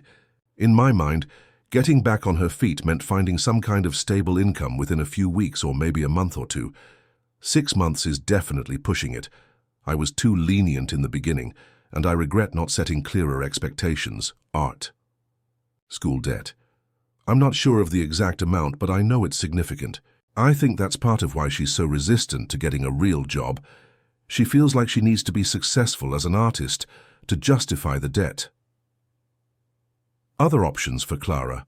Several people have suggested she look into grants, artist residencies, or teaching art classes. I've actually brought these up with her before, but she dismissed them as too competitive or not authentic. Our parents, I know, they're enabling her. This has been a pattern throughout our lives. Clara has always been the baby and has gotten away with a lot. They've always been more lenient with her than with me. I can see now that involving them was a mistake, eviction. A few people have suggested I just evict her. Honestly, that's my absolute last resort. I really don't want to put her on the street.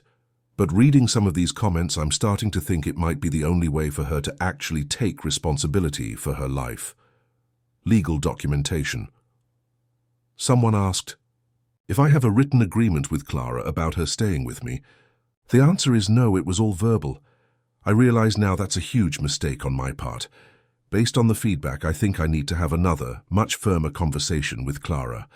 I need to set a specific deadline for her to find a job and start contributing, and I need to be prepared to follow through with consequences if she doesn't. I will also avoid involving our parents moving forward. I'll try to update again after I've talked to her. Thanks again for all the advice. Update 2. Okay, I had the conversation with Clara this evening. It was rough. I started by reiterating that I care about her and want to support her, but that I can't afford to support her indefinitely. I reminded her of our original agreement that she would find a job and contribute to the household. Then I laid out my expectations.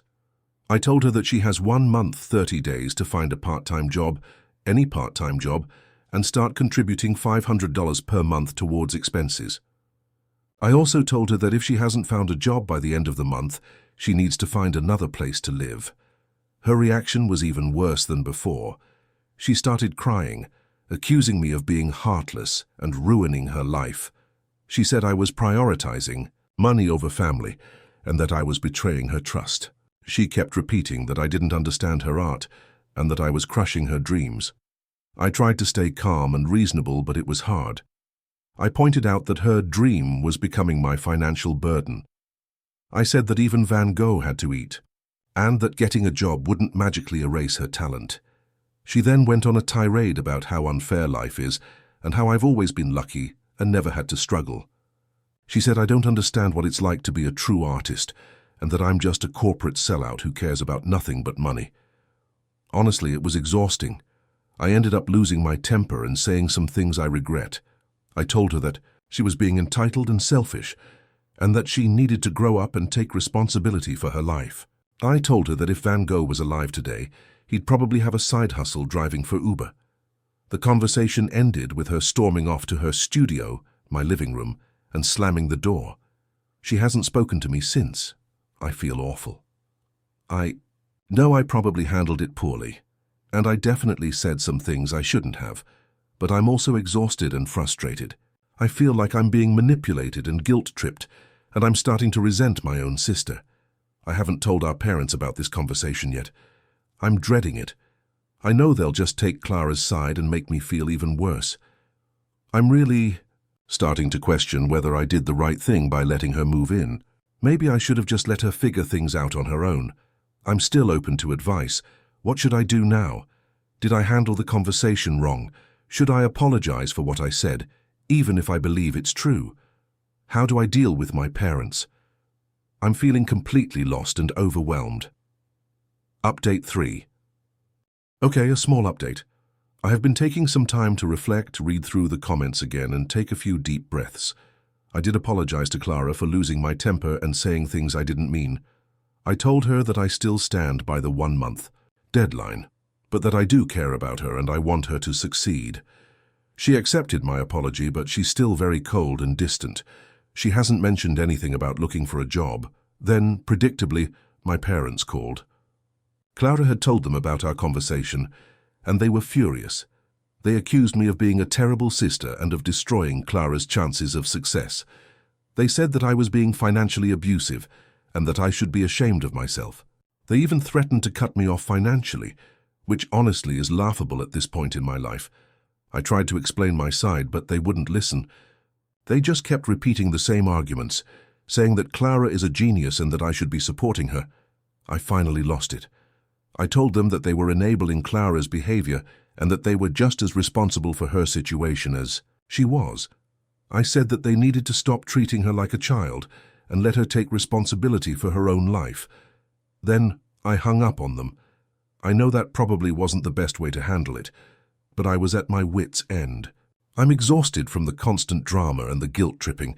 Honestly, I'm starting to think that the only way to resolve this situation is to completely detach myself from it. I need to set firm boundaries and stick to them, even if it means hurting people's feelings. I'm going to give Clara a week to start looking for a job. If she hasn't made any effort by then, I'm going to start the eviction process. It's the last thing I want to do, but I don't see any other way. I'm also going to distance myself from my parents. I need to protect my own mental health and stop letting them manipulate me. It's going to be a difficult few weeks, but I think it's the only way to move forward. I'll try to update again as things develop. Thank you to everyone who has offered advice and support. It means a lot. Update 4. The final act. Hopefully. Okay, Reddit, deep breaths. This has been a roller coaster. I think I'm finally reaching the end of this saga, and I wanted to share the final, hopefully, update. The week after my last update was tense. Clara continued to be cold and distant, and there was a palpable sense of dread in the apartment. I tried to avoid her as much as possible, focusing on my work and trying to maintain some semblance of normalcy. I gave her the week to start looking for a job, as I said I would. I didn't see any evidence that she was doing anything to that effect. No open job boards on her laptop, no frantic phone calls, nothing. So with a heavy heart, I started the eviction process. I consulted with a lawyer and began the paperwork. It felt awful, but I knew I had to follow through with my promise. The day I served her with the notice, she was devastated. She broke down in tears, accusing me of being the worst sister in the world and of permanently damaging our relationship. But this time something was different. Instead of just wallowing in self-pity, she actually seemed scared. For the first time, she seemed to realize that I was serious and that her actions had consequences. The next morning, she woke me up early. She said she wanted to talk. She admitted that she had been acting entitled and immature. She acknowledged that I had been more than generous in letting her stay with me and that she had taken advantage of my kindness. She said she was scared of failing as an artist, and that's why she had been so resistant to getting a job. She saw it as admitting defeat. She also admitted that she had been exaggerating the situation to our parents and manipulating them to get what she wanted. She apologized for putting me in the middle and for causing so much drama. Then she told me that she had started looking for a job. She had spent the entire night applying for positions online. She had even contacted a few local coffee shops and restaurants about part-time work. I was cautiously optimistic. I told her that I was proud of her for taking responsibility and that I would support her in any way I could. We agreed that she would continue to look for a job and that we would revisit the eviction notice in a few weeks. We decided that if she could prove that she was making a genuine effort to find work and contribute to the household, I would hold off on the eviction. Since then, things have improved dramatically. Clara has been actively searching for a job. She's been going on interviews and she even landed a part-time gig at a local art supply store. It's not her dream job, but it's a start. She's also been contributing to the household. She's been paying for her own groceries and helping with chores around the apartment. She's even started selling some of her prints online, and she's been getting a few commissions. Our relationship is still healing, but it's definitely on the mend.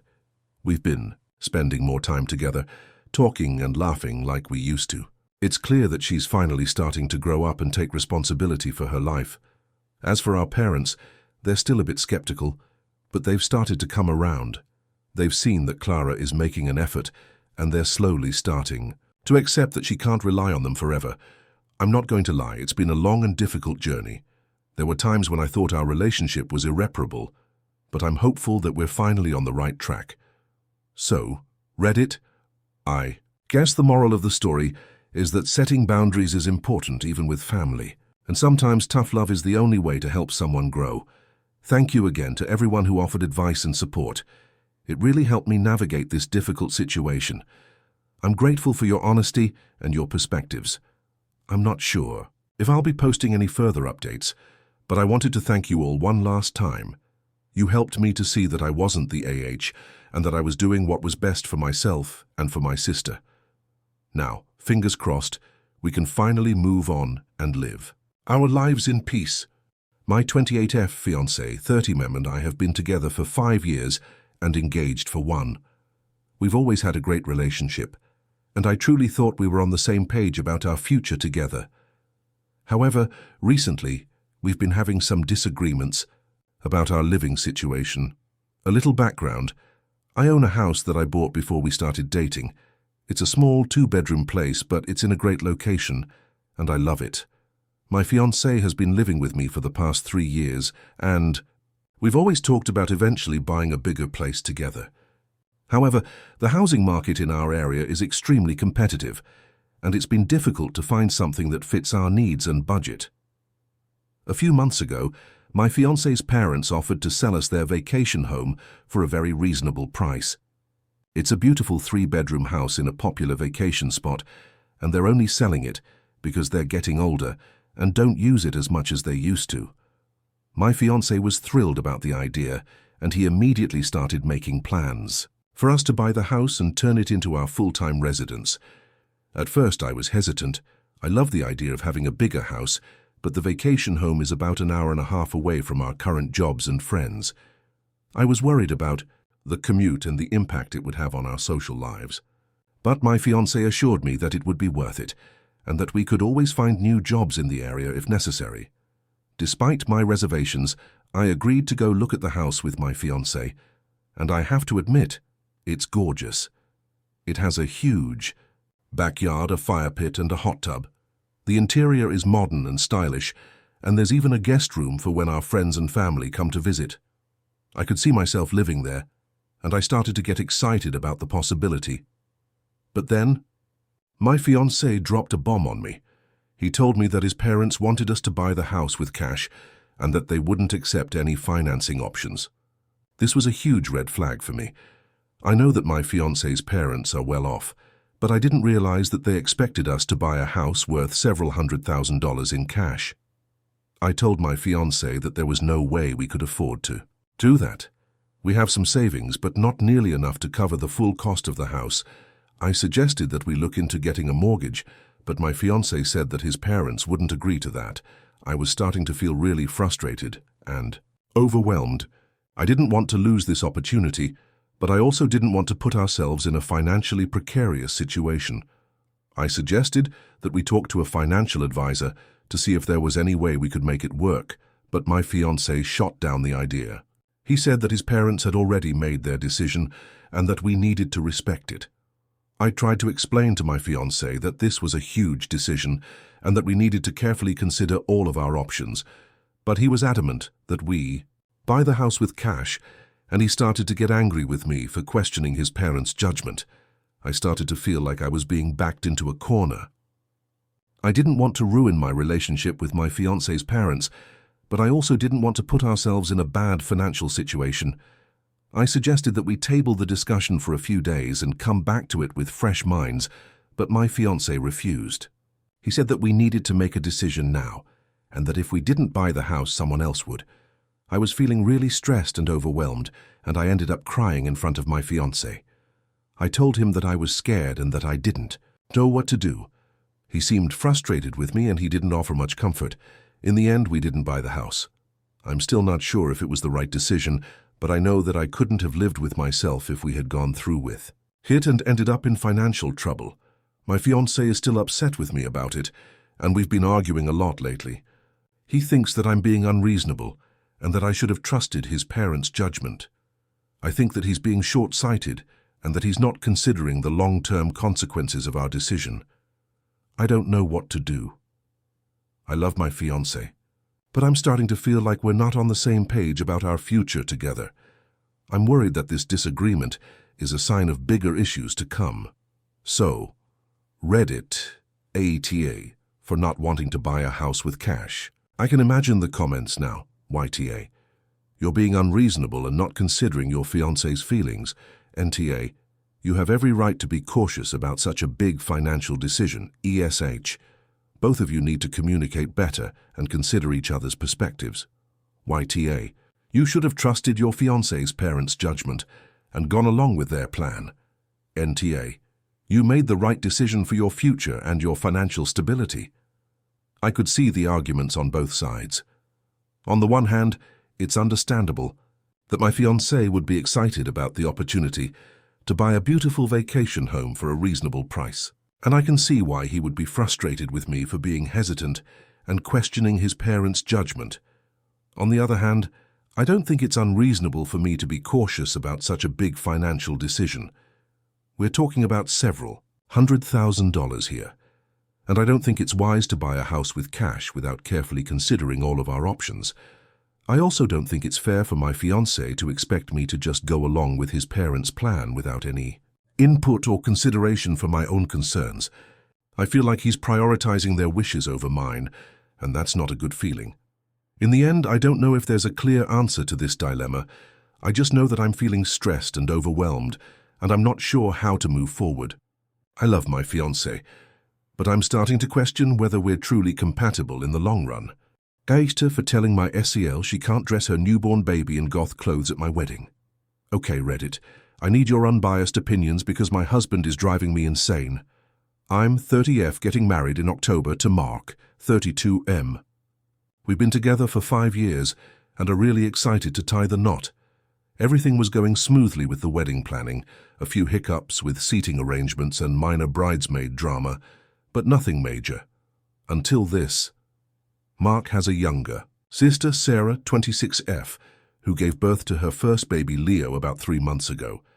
Sarah and her husband, David, 28M, are, let's just say, alternative. They're both heavily tattooed into the goth punk scene and generally just have a very different aesthetic than me and Mark. I don't have anything against them personally. They're generally nice people, although Sarah can be a bit intense. Sometimes. She has a strong personality, let's put it that way. The problem started a few weeks ago when I was at their house visiting the baby. Leo is adorable, seriously. He's chubby and gurgly and I love holding him. As I was cooing over him, I noticed his outfit. A black onesie with a little skull on it and black lace-up booties. I thought it was kind of cute, in a quirky way. Sarah mentioned that she's really into dressing him in goth baby clothes. She showed me her Pinterest board dedicated to the aesthetic. Black tutus, band t-shirts with tiny mosh pits depicted, onesies with bats and spiderwebs, tiny Doc Martens. You get the picture. It's a look. I didn't say anything at the time, but honestly I wasn't thrilled. It's her kid. She can dress him however she wants, usually. But my wedding is a different story.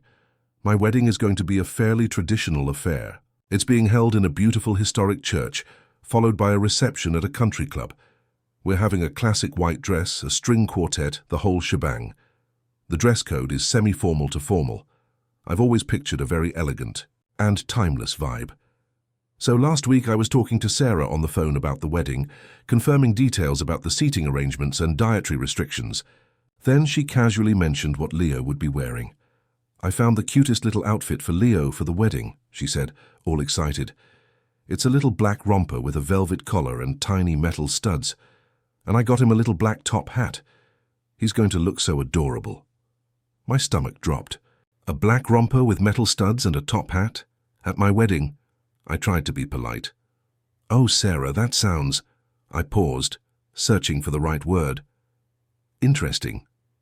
But you know, the wedding is going to be pretty formal. Are you sure? That's appropriate. She immediately got defensive.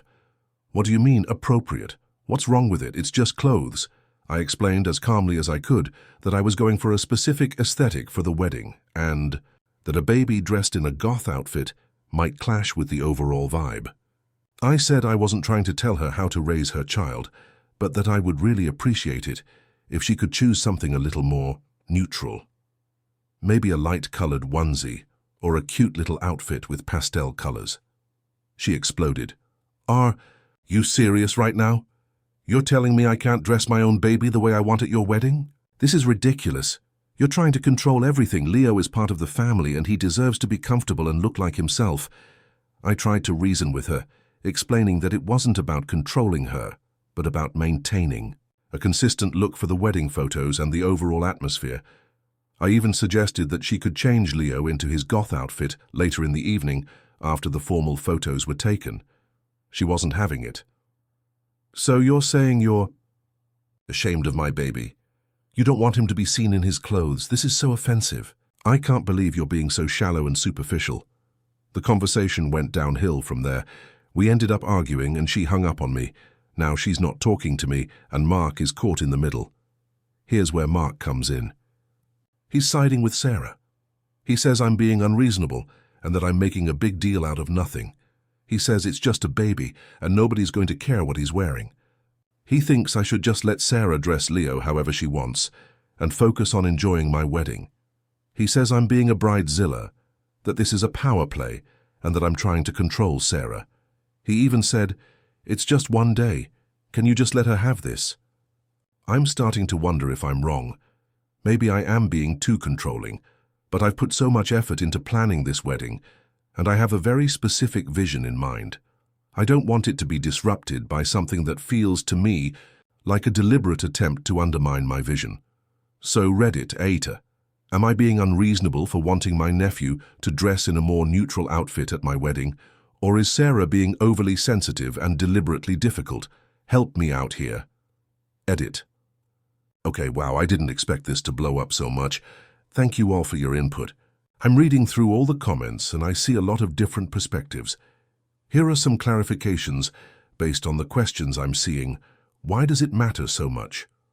I understand that to some people, this seems like a trivial issue, but for me it's about more than just the clothes. It's about respecting the effort and thought that I've put into planning this wedding. It's about feeling like my vision is being taken seriously.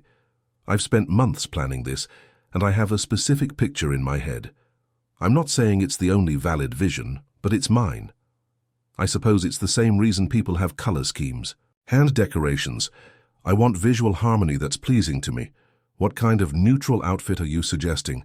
I'm not asking for anything crazy. Just something soft, light-colored and baby-appropriate. A simple white onesie with a cute animal design, or a light blue or pink outfit with a little bow tie or a flower. I even sent her some links to examples. Online, something that wouldn't clash with the overall aesthetic of the wedding. Think classic baby, not industrial goth. How important are the wedding photos to you? Very important. I know that sounds shallow, but I want to have beautiful memories of this day. I want to look back on the photos and see a cohesive and elegant event. I'm not saying that Leo would ruin the photos, but I do think his outfit would stand out in a way that I don't want. I'm not editing him out, but wedding photos are staged and curated to a degree. Is Sarah normally like this? Yes and no. She can be a bit stubborn and opinionated, but she's usually not this difficult. I think she's being extra sensitive because she's a new mom, and she's feeling defensive about her parenting choices. I still think her reaction is disproportionate, though. Have you spoken to David, Sarah's husband, about this? No, not directly. I haven't wanted to go over Sarah's head. I might consider reaching out to him if things don't improve. Is Mark usually this unsupportive? No, he's usually very understanding and supportive. That's why I'm so surprised and hurt that he's siding with Sarah on this. He keeps saying I'm being ridiculous and that I need to let it go. Have you considered offering to buy a wedding-appropriate outfit for Leo as a gift? Actually, that hasn't crossed my mind before, but it's a good shout. I'll definitely consider that. What does Sarah usually wear? Sarah's style is very alternative. Think lots of black ripped fishnets, dark makeup, band t-shirts and heavy boots. She cleans up well, but it's always got a very distinct edge to it. She's not dressing like that to offend me. It's just her style. I'm still torn. I want to be reasonable and accommodating, but I also don't want to feel like my vision for my wedding is being compromised. What do you think? Aita still? Update. Okay, Reddit, I took some of your advice and had a hopefully productive conversation with Sarah, with David present. It was tense, but I think we made some progress. First, I apologized for the way I phrased things initially. I admitted that I came across as controlling and insensitive, and that I should have been more understanding of her feelings as a new mom. I emphasized that I wasn't trying to criticize her parenting or tell her how to dress her baby in general, but that I was just concerned about the overall aesthetic of the wedding. Then I offered a compromise. I said I would be happy to buy Leo her cute, neutral outfit for the ceremony and formal photos. I even showed her some examples of things I thought would be appropriate: a light blue linen romper with a little seersucker bow tie, a white onesie with embroidered ducks, a light grey knit outfit with a matching hat. I told her she could pick whichever one she liked best. After the formal photos, I said she was absolutely welcome to change Leo back into his goth baby clothes for the rest of the reception. That way, he could be comfortable and express his unique style, or rather her unique style for him, and I could have the wedding photos I've been dreaming of. Sarah was still hesitant at first. She said she felt like I was still trying to dictate what she could do, and that it wasn't fair for me to impose my traditional values on her. David, however, seemed more receptive to the compromise. He pointed out that it was just for a few hours, and that it would probably be less stressful for everyone if we could just meet in the middle. After some more discussion, Sarah finally agreed, but with a caveat. She said that if Leo got uncomfortable in the wedding outfit, She would change him back into his goth clothes immediately, regardless of whether the photos had been taken or not. I agreed, of course. Leo's comfort and well-being are the most important thing. I also promised her that I would make a conscious effort to be more understanding and supportive of her parenting choices in the future. I realized that I might have been a little judgmental in the past, and that I need to be more open-minded and accepting of different lifestyles, so it looks like we've reached a tentative truce. Mark is happy that we're finally talking again, and I'm cautiously optimistic that things will go smoothly at the wedding. However, there's still one lingering issue. Mark. He still thinks I was being unreasonable in the first place, and that I should have just let Sarah do whatever she wanted.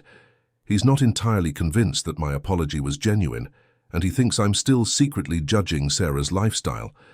I tried to explain to him that I was truly sorry for the way I handled things, and that I am trying to be more open-minded. But he's still holding on to his resentment. He says he's worried that I'm going to try to control other aspects of Sarah's life in the future, and that I'm not being a good sister-in-law. So Reddit, AETA, for still wanting my wedding to be the way I imagined, even after compromising with Sarah.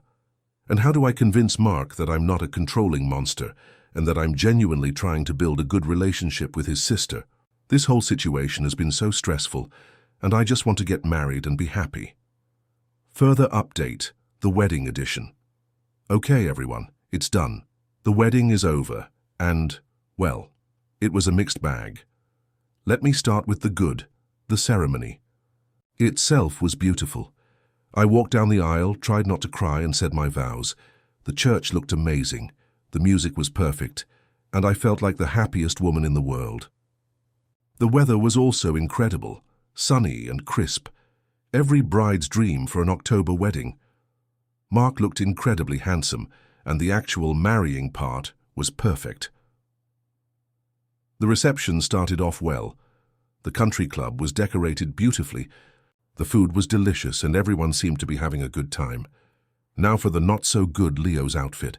Sarah chose the light blue linen romper with the seersucker bow tie. He looked absolutely adorable, I will admit. But he wasn't happy. He fussed and wriggled the entire time he was wearing it. He drooled a lot, and the bow tie got soaked. He seemed generally miserable. Sarah, true to her word, lasted about 45 minutes before she declared, "That's it. He's suffering," and disappeared to change him.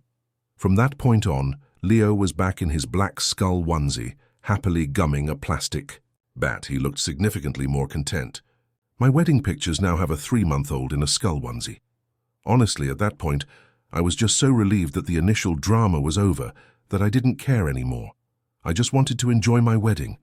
But here's where things started to get complicated. During the cocktail hour, I overheard some of my relatives whispering about Sarah and Leo. They were making comments about how inappropriate the skull onesie was, how tacky it was to dress a baby like that at a wedding, and how disrespectful it was to me. I tried to ignore it, but it was hard. Later, during the speeches, Mark's Uncle Barry, who has a reputation for being a bit of a jerk, made a joke about Leo's outfit. He said something along the lines of, "Well, I guess someone's already planning for Halloween. That's one way to save on the costume budget." It got a few awkward laughs, and I could see Sarah's face turning red. After the speeches, Sarah confronted Uncle Barry. I didn't hear the whole conversation, but I saw her pointing her finger and raising her voice. David had to step in and calm her down. It was mortifying and incredibly awkward. Then, during the dancing, Sarah started doing, well, what can only be described as a goth baby dance with Leo on the dance floor. She was headbanging, gently of course for Leo's sake, and doing a kind of slow swaying mosh pit move. It was a sight to behold. Some people were laughing, some people were staring, and I just wanted to disappear. Honestly, at that point, I was starting to feel really resentful. I felt like Sarah was deliberately trying to draw attention to herself and disrupt my wedding. I know that's probably unfair, but that's how it felt. The final straw was when my grandmother, who is very traditional and religious, came up to me and said, "Honey, I'm not sure about those friends of Mark's. That baby looks like he's ready for a satanic ritual." I almost burst into tears. I finally reached my breaking point. I marched over to Sarah and, in a very quiet but very firm voice, said, "Sarah, I appreciate you being here, but I think it's time for you and David to go home." She looked shocked. "What, are you serious? You're kicking us out of your wedding?" I said, "I'm sorry, but I think it's best for everyone. There's clearly some tension here, and I just want to enjoy the rest of my wedding without any more drama." She didn't argue. She just grabbed her purse, David picked up Leo, and they left. The rest of the evening was relatively uneventful. The next day, Mark was furious. He accused me of being a terrible sister-in-law, of humiliating Sarah, and of ruining his family's relationship. He said I was a bridezilla, and that I only cared about myself and my perfect wedding.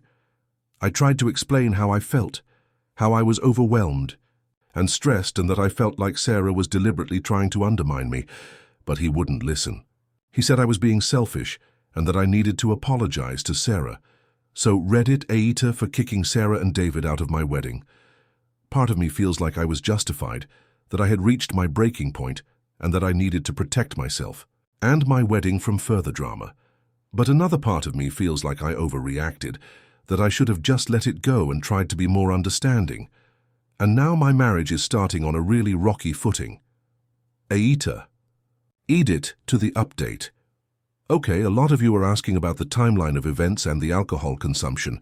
Timeline. The ceremony was at 2 p.m., the reception started at 4 p.m., the speeches were around 6 p.m., the dancing started around 7 p.m., and I asked Sarah to leave around 9 p.m.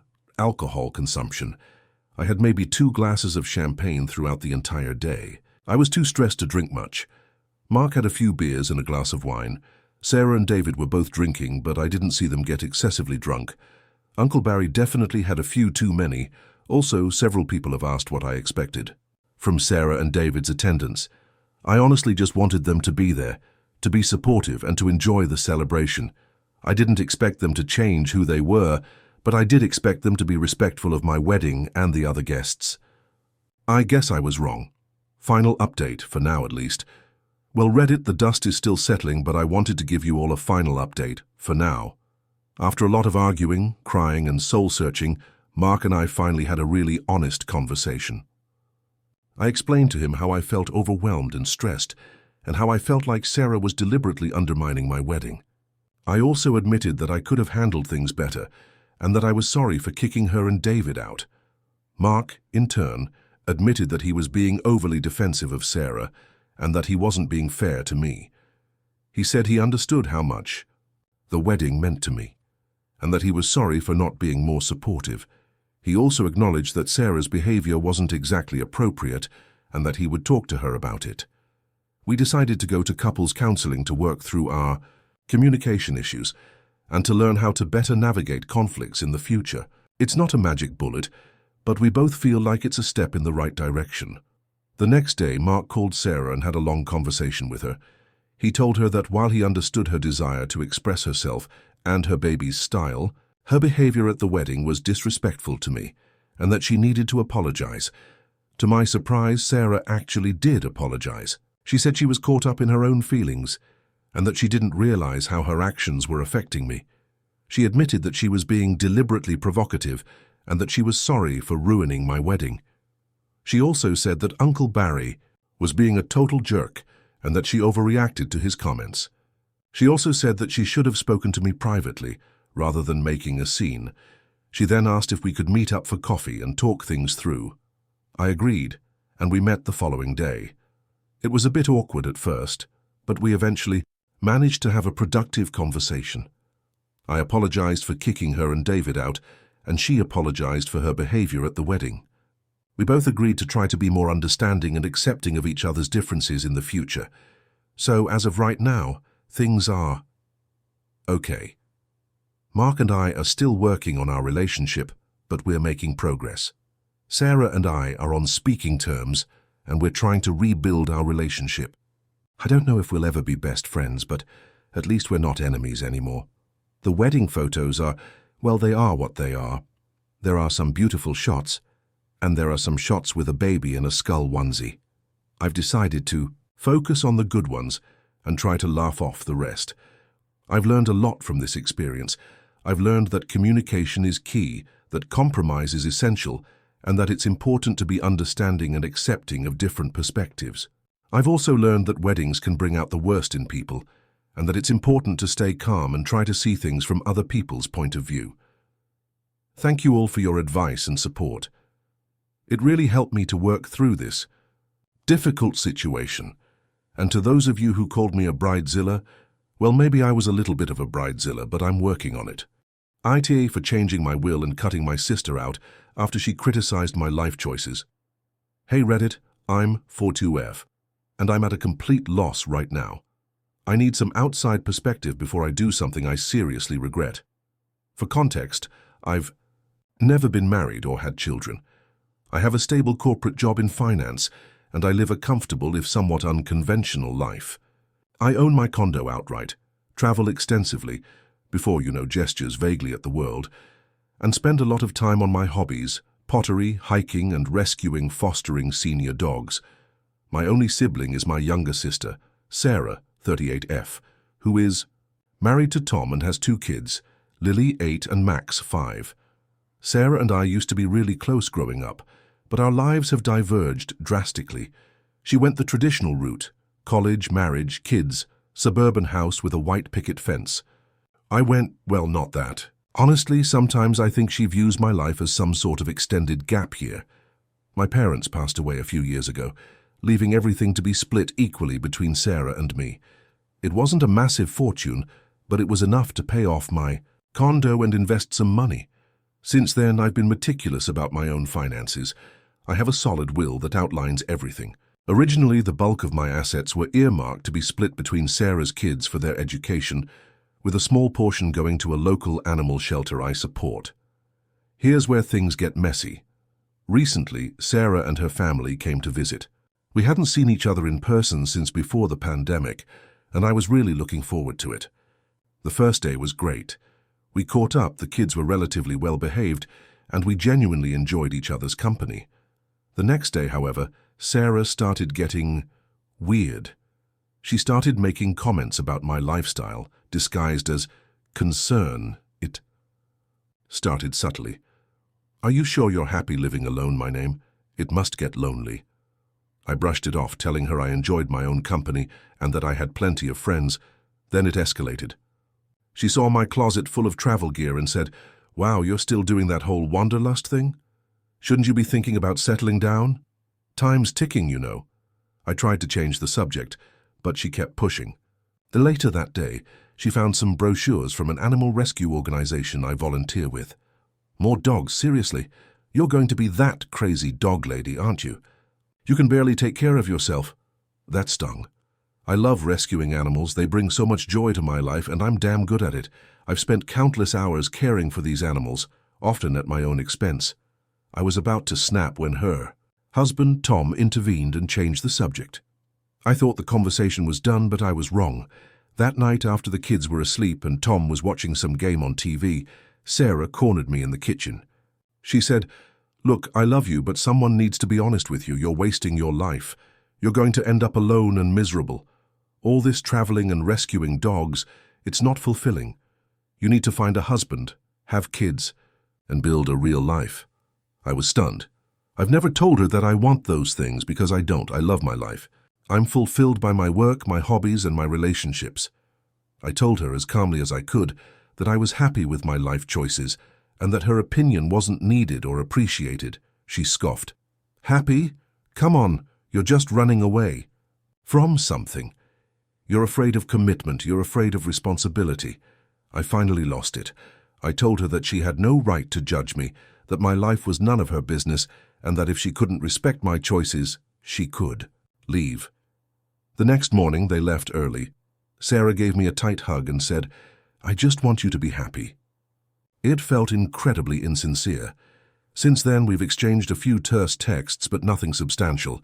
Here's where AITA comes in. That whole situation really messed with my head. I started questioning everything. Was I really wasting my life? Was I going to end up alone and miserable?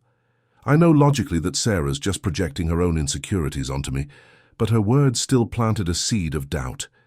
After a week of feeling like garbage, I did something impulsive. I called my lawyer and changed my will. I removed the provision that left the bulk of my assets to Sarah's children for their education. Instead, I decided to leave everything to the animal shelter, with a smaller portion going to a trust for the care of my future senior dog rescues. Sarah gets absolutely nothing. My reasoning was this: if she thinks my life is so worthless and unfulfilling, why should her children benefit from it? I earned that money. I should be able to leave it to whomever I choose, and I choose to leave it to an organization that aligns with my values and passions. I haven't told Sarah about the change. I'm terrified of the fallout. Part of me feels like I'm being petty and vindictive, punishing her for her insensitive comments. Part of me feels justified in protecting my own choices and values. Tom called me yesterday. He said Sarah was really upset about the whole visit and that she felt like she'd said the wrong things. He told me that she regrets saying what she did and that she just wants to repair our relationship. He also said that she's worried about how I'm doing and that she hopes I'm not making any rash decisions. That last comment made me even more angry. Was he fishing for information about my will? Was he just trying to appease me so her kids would still get my money? Now I'm questioning everything again. Should I have just let it go? Should I have talked to Sarah directly instead of making such a drastic decision? Am I being a total AH for cutting her and her kids out of my will? So Reddit after edit. Wow, I didn't expect so many responses so quickly. Thank you all for your input. A few common themes seem to be emerging, so I wanted to address them.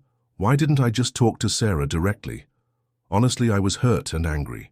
I felt like she had completely disrespected my life choices, and I wasn't in a place where I could have a calm, rational conversation with her. I reacted impulsively, which I now realize was a mistake. What if Sarah genuinely regrets what she said? It's possible, but I'm skeptical. Her comments felt very deeply ingrained, like she's been harboring these opinions for a long time. I'm not convinced her regret is genuine, or if it's just because she now fears the financial consequences. Won't this hurt Sarah's kids? This is the part that I'm struggling with the most. I love Lily and Max, but I also feel like they're being used as pawns in this situation. If Sarah truly respects my life choices, she wouldn't expect her children to benefit from them after she essentially told me my life was worthless. I realize this might sound harsh, but that's how I feel. Have I considered a compromise? Yes, I have. Some people suggested leaving a smaller amount to the kids and a larger amount to the animal shelter. This is definitely something I'm considering. Edit. Tuss, okay, so Tom called again. This time he was a lot more direct. He said that Sarah told him about my original will and that they were counting on that money for the kids' college fund. He said that cutting them out was cruel and unfair, especially since they're family. He even implied that I was being vindictive because I was jealous of their family life. I hung up on him. This whole situation is making me feel sick. I know I need to talk to Sarah directly, but I'm so angry and hurt right now. I'm also starting to think that maybe I should just leave everything to a random stranger to really drive the point home. Just kidding, mostly.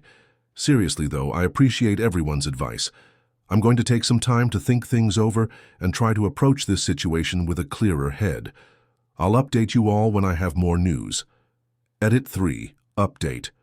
Okay. Everyone, I finally talked to Sarah. It was a lot. I braced myself and called her this morning. It took a few rings, but she finally answered.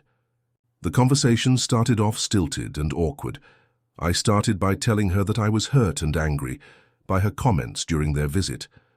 I explained that her words made me feel like she didn't respect my choices or my happiness. She apologized. Kind of. It was one of those non-apology apologies. I'm sorry you feel that way. I called her out on it. That's not really an apology, Sarah. It's shifting the blame onto me for feeling a certain way. She sighed. Okay, I'm sorry. I said some things I shouldn't have. I was jealous, I guess. You have so much freedom. You can travel. You can pursue your hobbies. You don't have the responsibilities of a family. I envy that sometimes. I was surprised.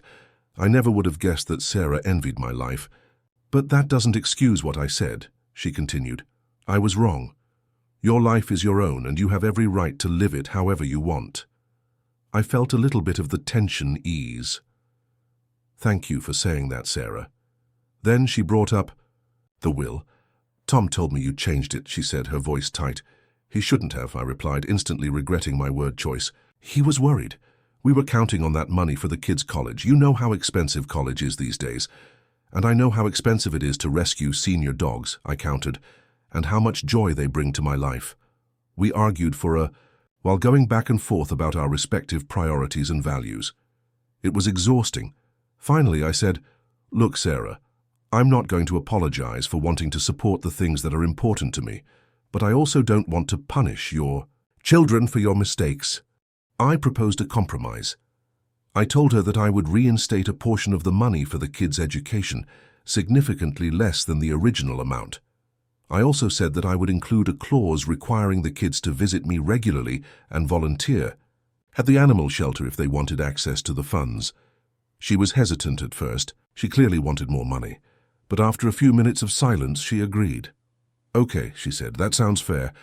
We ended the call on a slightly better note than I expected. We agreed to talk again soon and to try to rebuild our relationship. I'm still not sure if I made the right decision. Part of me feels like I caved under pressure. Part of me feels relieved that I found a solution that allows me to support my passions while also providing for my nieces and nephew.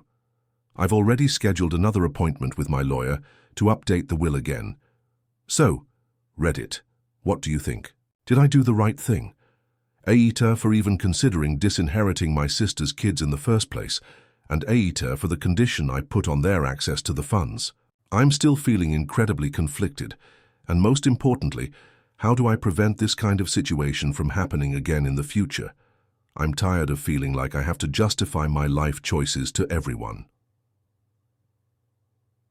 Final edit for now. I just wanted to thank everyone again for their advice and support. It really helped me to process everything and make a decision I could live with. I've learned a few things from this whole experience. Communication is key. I should have talked to Sarah directly from the beginning instead of reacting impulsively. Setting boundaries is important. I need to be more assertive about my life choices and not let other people's opinions sway me. Compromise is sometimes necessary. Even though I didn't get everything I wanted, I found a solution that works for everyone involved. I'm still not sure if Sarah and I will ever be as close as we used to be, but I'm willing to try. I'm also going to focus on surrounding myself with people who support and appreciate me for who I am, regardless of my life choices. As for the will, I'm going to proceed with the changes we discussed. I'm going to leave a portion of my assets to Sarah's kids for their education, with the key condition that they visit me and volunteer at the animal shelter. I'm also going to leave the majority of my assets to the animal shelter, as I originally intended. I feel like this is a fair and balanced solution that allows me to support my passions while also providing for my family. Thanks again, Reddit. You've been a lifesaver. AITA for refusing to pay my sister's IVF treatment when she blew her inheritance on designer bags. Okay, Reddit, I'm in a complete tailspin. I'm pretty sure I'm NTA, but my entire family is ganging up on me, so I need some objective opinions. Buckle up, because this is a doozy. For context, I, 35mem, have a younger sister, Clara, 32F. We were raised by our parents who were comfortable, not filthy rich, but definitely upper middle class. They believed in experiences and education, and they instilled in us the importance of financial responsibility. I took that lesson to heart. I worked hard in school, got scholarships to a good university, and now I have a stable, well-paying job as a software engineer. I saved diligently and bought a modest house a few years ago. I'm not flashy, but I'm financially secure. Clara, well, let's just say the financial responsibility lesson didn't quite stick with her. She's always been drawn to the finer things in life, and while our parents tried to rein her in, she always found a way to justify her spending. She never really found a solid career path. She flitted from job to job, always complaining about how underpaid and unappreciated she was, despite regularly calling in sick to go shopping or meet friends for brunch. Honestly, she lives beyond her means, constantly relying on our parents for financial bailouts. Tragedy struck a year ago. Our parents were in a car accident and both passed away. It was devastating. They left behind a substantial inheritance, which was split equally between Clara and me. I used a significant portion of my inheritance to pay off my mortgage and invest the rest. It gave me a huge sense of security, knowing I had a financial cushion. I also put some aside specifically for my hypothetical children's future education. I planned to use the inheritance responsibly, honoring my parents' memory. Clara, on the other hand, let's just say she took a different approach. Within a month, she'd traded in her perfectly functional and paid-for car for a brand-new top-of-the-line luxury SUV. Then came the designer bags. We're talking multiple Hermes Birkin bags, Chanel, flat bags, you name it. She started posting pictures on Instagram of her lavish shopping sprees, exotic vacations and fancy dinners. It was all very, look at me, I'm rich. Honestly, it made me sick. It felt like she was spitting on our parents' legacy. I tried to talk to her about it, telling her she needed to be more responsible and think about her future. She brushed me off, saying I was just jealous and that she deserved to enjoy the money after dealing with the grief of losing our parents. I tried to reason with her, explaining that the money wouldn't last forever if she kept spending like that, but she wouldn't listen. Fast forward to a few weeks ago.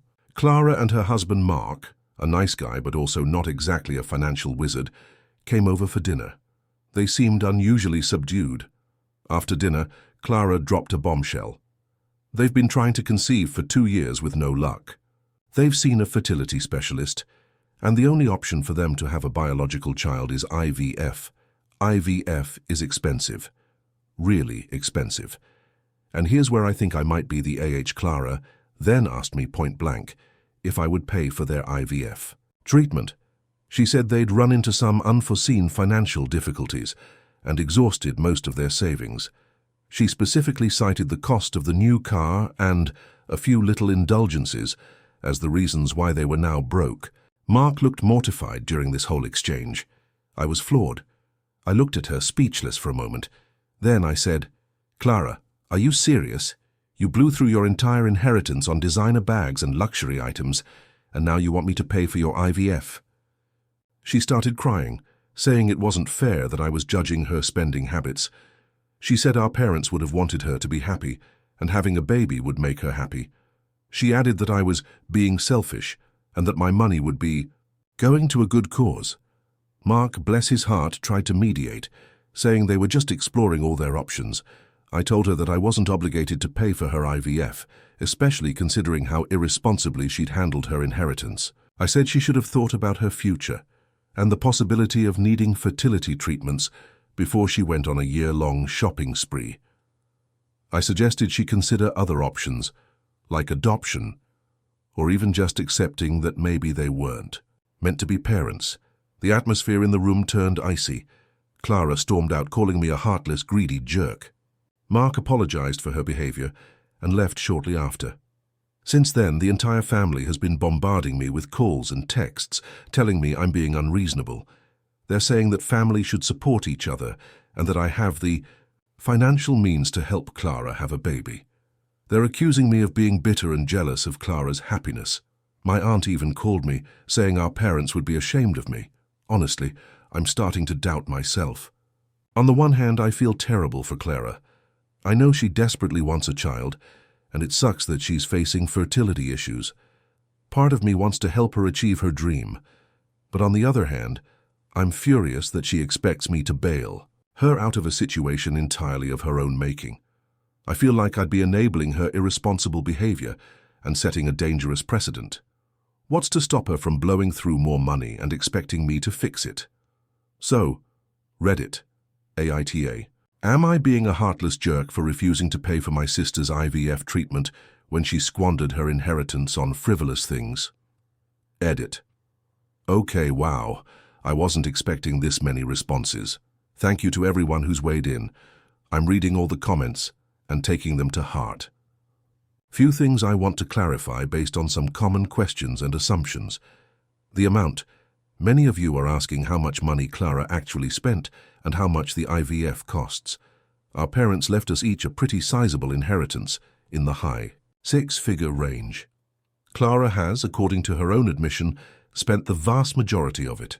The IVF treatment they're looking at is estimated to cost around $40,000, $50,000 per cycle, and they might need multiple cycles. Her current financial situation, she is not completely broke, but close. She still has her job, but it doesn't pay well, and Mark's job is also not high-paying. They are essentially living paycheck to paycheck, and any unexpected expense would be a major burden. Adoption. I suggested adoption as an alternative, but she dismissed it, saying she wants to experience pregnancy and have a child that's biologically hers. My relationship with Clara. Growing up, Clara and I were close, but we drifted apart as we got older. Our different lifestyles and values created a rift between us. While I love her, I also find her irresponsible behavior incredibly frustrating. Previous bailouts. This is a point some people have made. Historically, our parents had been on Clara for her overspending and irresponsible lifestyle, but they did enable occasionally, car repairs, rent payments, etc. I have never bailed her out of a financial bind. Mark's influence. Some of you are asking about Mark. He's a decent guy, but he's also a bit of a pushover. He seems to go along with whatever Clara wants. I honestly feel bad for him because I think he knows Clara's spending is out of control, but he doesn't know how to stop her. My own finances. I live comfortably. My house is paid off. I have investments, and I'm able to save a decent amount each month. I don't live extravagantly, but I don't deny myself anything either. Edit 2, the plot. Thickens okay, so things have gotten even more complicated. After reading through all of your comments, I was feeling conflicted. I still believed I wasn't obligated to pay for her IVF, but I also felt guilty about potentially denying her the chance to have a child. I decided to talk to Mark alone. I invited him out for coffee and asked him to be completely honest with me about their situation.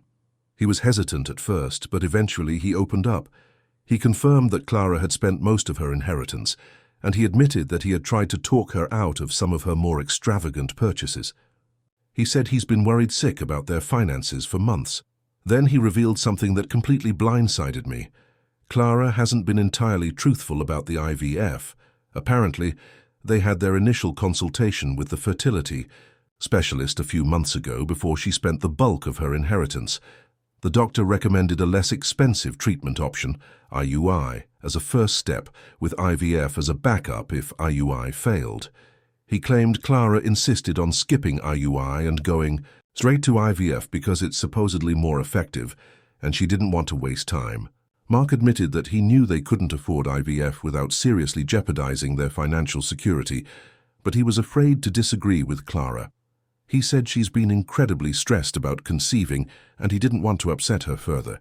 He also confessed that the financial difficulties are worse than he initially let on. They are on the verge of maxing out their credit cards, and they're struggling to pay their monthly bills. If they go through with IVF, they'll likely have to take out a loan and risk falling into serious debt. I was furious, not just at Clara, but also at Mark for enabling her. I confronted Clara with what Mark told me. She initially denied everything, but eventually she broke down and admitted it was true. She said she was afraid I wouldn't help her if I knew the full story. She also said she felt like she deserved to have the best possible chance of conceiving, even if it meant putting them in financial jeopardy. She then sobbed, saying she wanted a baby and had lost her parents, so she deserved to have one thing she wanted. She then sobbed, saying she wanted a baby and had lost her parents, so she deserved to have one thing she wanted. I told her that her dishonesty had made it impossible for me to even consider helping her. I said that she needed to take responsibility for her actions and stop expecting everyone else to fix her problems. I reiterated my previous statements about responsible handling of inheritance and making better life choices. Now, my entire family is even angrier at me. They say I'm being unnecessarily harsh and that I should put aside my anger and focus on helping Clara have a baby. They're accusing me of punishing her for making mistakes. I'm more convinced than ever that I'm NTA, but the constant pressure from my family is starting to wear me down. Aitia? Really truly Aita Edit 3. Boundaries and tough love, okay Reddit. I've read all your comments again and I really appreciate the support and tough love. A lot of you are saying that I need to set firm boundaries with Clara and my family, and I think you're right. After a lot of soul-searching and reflection, I've decided to take a different approach. I'm not going to give Clara a lump sum of money for IVF, but I am willing to offer some conditional support. I called Clara and told her that I'm willing to pay for them to see a certified financial advisor. I said that if they commit to working with the advisor and creating a realistic budget and exploring and committing to the IUI option, I will then consider contributing towards the cost of the IUI treatments. I also set some very clear boundaries. No more shopping sprees. I told Clara that if I see her buying another designer bag or luxury item, I will immediately withdraw my offer of support. Transparency. I told her that I need to see their bank statements and credit card statements to ensure they're sticking to their budget. No guilt trips. I told her that I will not tolerate any more guilt trips or manipulation from her or anyone else in the family. Accountability. Finally, I told her that this is a one-time offer, and I will not be bailing her out again in the future. Clara was initially resistant to the idea of seeing a financial advisor. She said it was humiliating and that she didn't need someone telling her how to manage her money. But after I reiterated my conditions and emphasized that this was the only way I would consider helping her, she reluctantly agreed. Mark seemed relieved when I told him about my offer. He said he was willing to do whatever it took to get their finances under control. I also had a conversation with my aunt and uncle, who were the most vocal in their criticism of me. I explained my reasoning and my conditions. I told them that I was trying to help Clara in a way that would actually benefit her in the long run, rather than just enabling her bad habits. They were still skeptical, but they seemed to understand my perspective a little better. They agreed to back off and let me handle the situation my way. I know this isn't a perfect solution, and there's a chance that Clara will still mess things up. But I feel like I'm doing the best I can to support her while also protecting myself from being taken advantage of. I'll keep you updated on how things progress. Thanks again for all the advice and support. I really appreciate it. Edit 4. Update. Baby steps. Literally. So it's been a few weeks since my last update, and things are slowly improving. Clara and Mark have had their first appointment with the financial advisor. Apparently it was a bit of a disaster. Clara was defensive and resistant to the advisor's suggestions. She kept trying to justify her spending habits and blame her financial problems on bad luck. The advisor told me that Clara needs to be willing to make some serious lifestyle changes if she wants to get her finances under control. He suggested things like selling the luxury SUV, cutting up her credit cards, and finding a higher-paying job. Clara hasn't taken his advice to heart yet, but she's at least started to acknowledge that she has a problem. She's agreed to track her spending for a month to get a better understanding of where her money is going. Mark, on the other hand, is fully on board with the financial advisor's recommendations. He's been diligently tracking their expenses and trying to find ways to cut back. He's even started bringing his lunch to work instead of eating out every day. As for the IUI treatment, Clara has finally scheduled a consultation with the fertility clinic. She's still hesitant about going through with it, but she's agreed to at least explore the option. My family has been surprisingly supportive. They seem to be relieved that I'm at least trying to help Clara, and they've stopped pressuring me to give her money outright. I know this is just the beginning and there's still a long way to go, but I'm cautiously optimistic that Clara is finally starting to turn things around. I'll keep you posted. Edit 5. The unexpected Twister K Reddit. Get ready for another twist in this saga. You know how I said things were slowly improving?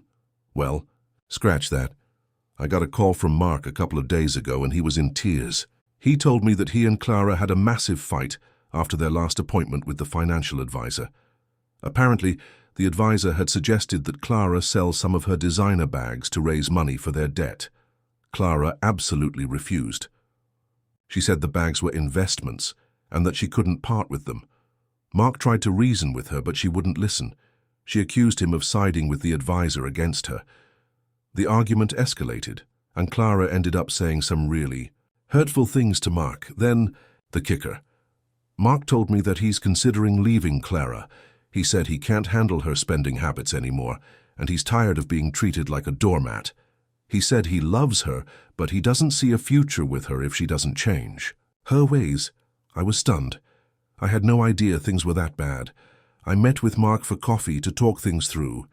He was a mess. He looked exhausted and defeated. He said he's been walking on eggshells around Clara for years, trying to avoid triggering her spending. He said he's been covering for her and making excuses for her behavior to their friends and family. He also revealed that Clara has been secretly taking out payday loans to fund her shopping sprees. He only found out about it recently when he saw a statement in her purse. I was livid. I couldn't believe Clara would go to such lengths to feed her addiction. I told Mark that he needs to do what's best for himself, even if it means leaving Clara. I said that he deserves to be with someone who respects him and his financial well-being. I haven't talked to Clara since I found out about the payday loans. I'm not sure what to say to her. I'm angry and disappointed, but I also feel sorry for her. She's clearly struggling with some deep-seated issues. I'm starting to think that I was wrong to offer her conditional support. Maybe she needs professional help, not just financial advice. I'm completely lost. What do I do now, Reddit? Edit 6. Rock bottom. This is probably going to be my last update for a while because honestly, I need a break from this whole situation. Mark has officially moved out. He's staying with a friend for now. He said he needs space to clear his head and decide what he wants to do. Clara is a mess. She's been calling me non-stop, begging me to talk to Mark and convince him to come back. She's also been sending me increasingly desperate messages, threatening to harm herself if he leaves her. I'm incredibly worried about her. I tried to talk to her, but she's completely irrational. She refuses to acknowledge her role in the breakdown of her marriage.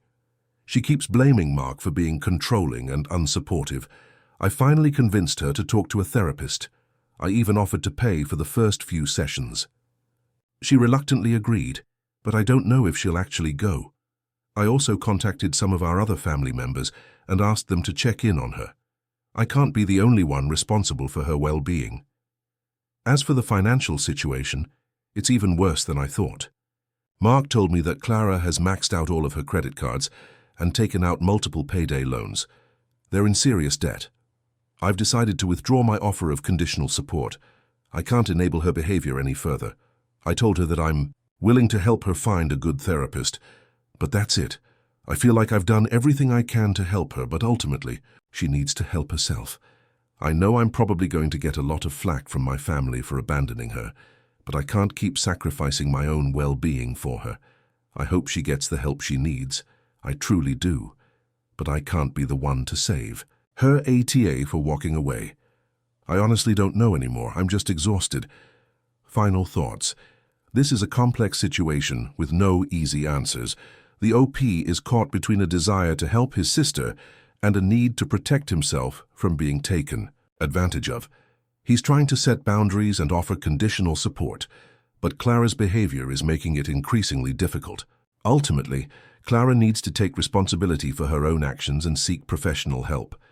The OP is NTA for prioritizing his own well-being. The situation has spiraled beyond his control, and he's right to step back to protect himself. He has offered help in the form of therapy and financial advice, but he cannot force Clara to accept it. It is up to her to make the necessary changes in her life. Ita for telling my sister she's being a terrible mum and ruining her kids' lives. Okay, Reddit, bracing myself for this one. This is a complicated situation, and I'm genuinely torn because I love my sister, but I think she's making a massive mistake, and I might have crossed a line telling her that. For context, I, 32F, have one child, a 4-year-old son named Leo. My sister Sarah, 35F, has 3. Max, 10, Lily, 8, and Sam, 6. Sarah's husband David works long hours as a lawyer, so Sarah is essentially a stay-at-home mum, though she does freelance graphic design work when she can. The problem is Sarah's parenting style, or lack thereof. She's always been a bit of a free spirit, which I initially admired. Growing up, she was the one who didn't care about rules or expectations, and it was honestly kind of refreshing. However, That free spirit has translated into what I see as blatant neglect of her children's education and well-being. It started subtly.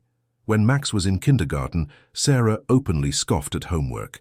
She'd say things like, "He's only 5. Let him play." And she would rarely help him with his assignments. This trend continued throughout his elementary years. Lily and Sam received the same treatment. Now Max is entering 5th grade, and he's significantly behind his peers in reading and math. Lily is struggling in 3rd grade, and even Sam, who is about to start 1st grade, is having difficulty with basic concepts. Sarah's excuse is always the same. They learn at their own pace, or school is too stressful for kids these days. She claims she wants to foster their natural curiosity, instead of forcing them into a rigid academic structure. Which, okay, I get that to a certain extent, but it feels like she uses this as justification for not putting in any effort whatsoever, and it's not just academics. Their diet is atrocious. I'm not talking about the occasional treat. I'm talking about a constant stream of processed foods, sugary drinks, and takeout. Sarah rarely cooks, citing lack of time and energy. When I visit, the kids are usually glued to their iPads, playing mindless apps or watching YouTube. There's little to no structure in their lives. Bedtimes are inconsistent. They rarely go outside to play, and activities beyond screen time are minimal. Their behavior reflects this lack of structure. Max is often defiant and argumentative. Lily is withdrawn and seems anxious.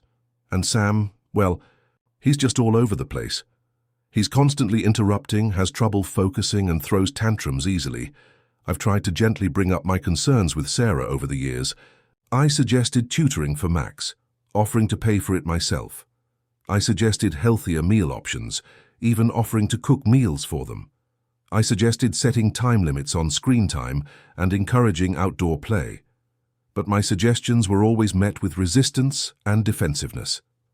She'd accuse me of judging her parenting and tell me to mind my own business. Things came to a head last week. I was at Sarah's house for dinner. Dinner consisted of pizza rolls, tater tots, and soda. Max was arguing with Sarah because he wanted to watch a specific YouTube channel, and she was refusing because it was too violent. The argument escalated into a full-blown screaming match. Lily was sitting quietly in a corner, scrolling through her iPad. Sam was running around the house, throwing toys and screaming. I snapped. I told Sarah point blank that she was being a terrible mum and that she was ruining her kids' lives.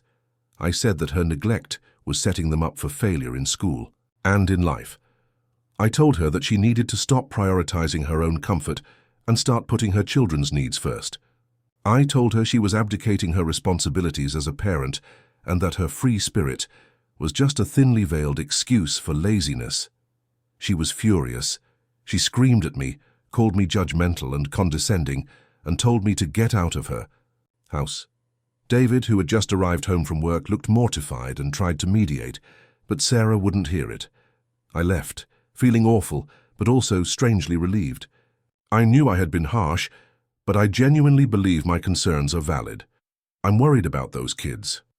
Since then, Sarah hasn't spoken to me. David called me and said that while he understood where I was coming from, I had really hurt Sarah, and that it wasn't my place to say those things. He said she's been crying a lot. Now I'm questioning myself. Was I too harsh? Was I overstepping? Should I have just kept my mouth shut? I know I can be opinionated, and maybe I was being judgmental, but I truly believe that those kids are suffering because of Sarah's parenting choices. So Reddit, Ayata? I need some perspective. Info school. The school district is decent, but not amazing. It definitely requires parental involvement for kids to thrive. David works incredibly hard and is often exhausted when he gets home. He tries to help out when he can, but Sarah often dismisses his suggestions as too strict. He's also admitted to me privately that he feels overwhelmed and doesn't know how to change things. Finances. They are comfortable financially. David's salary is substantial, and Sarah's freelance income is a bonus. They could easily afford tutoring, extracurricular activities, and healthier food. My son, Leo, is thriving. He's in a great preschool, eats a balanced diet, and has plenty of opportunities for outdoor play and social interaction. I'm not saying I'm a perfect parent, but I consciously make an effort to prioritize his well-being and development. This is one reason why I'm so concerned about my sister's children. Sarah's upbringing. Our parents were fairly traditional. They valued education and structured activities. Sarah always rebelled against that, and I think she's overcompensating by going to the opposite extreme. Edit. Okay, a lot of people are asking about Child Protective Services, CPS. Honestly, I've considered it, but I'm hesitant. While I believe Sarah's parenting is detrimental, I don't think it rises to the level of physical abuse or outright neglect. The kids are fed, albeit poorly, housed and clothed. I worry that involving CPS would create even more stress and trauma for the children, and that it might not even result in a positive outcome. It's a difficult decision, and I'm not sure if it's the right one. Many commenters are suggesting that I talk to David again. I think I will try to do that. Edit 2. Okay. I talked to David again. It was a long and difficult conversation. He admitted that he's been feeling increasingly helpless and frustrated with Sarah's parenting. He said he's tried to talk to her about it, but she always shuts him down or accuses him of not supporting her. He also admitted that he's worried about the kids' future. He said he appreciates my concern and that he's willing to work with me to improve the situation.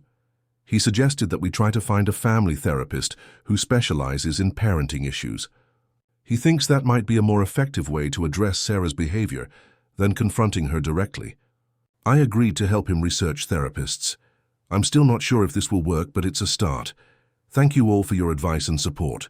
I'll update you as things progress. Edit. 3. Small update. We found a therapist. David and I, with his urging and support, privately interviewed a few therapists who specialize in family dynamics and parenting challenges. We finally chose one who seems like a good fit. She's experienced, empathetic, and has a practical approach. David is going to try to convince Sarah to attend a session with him.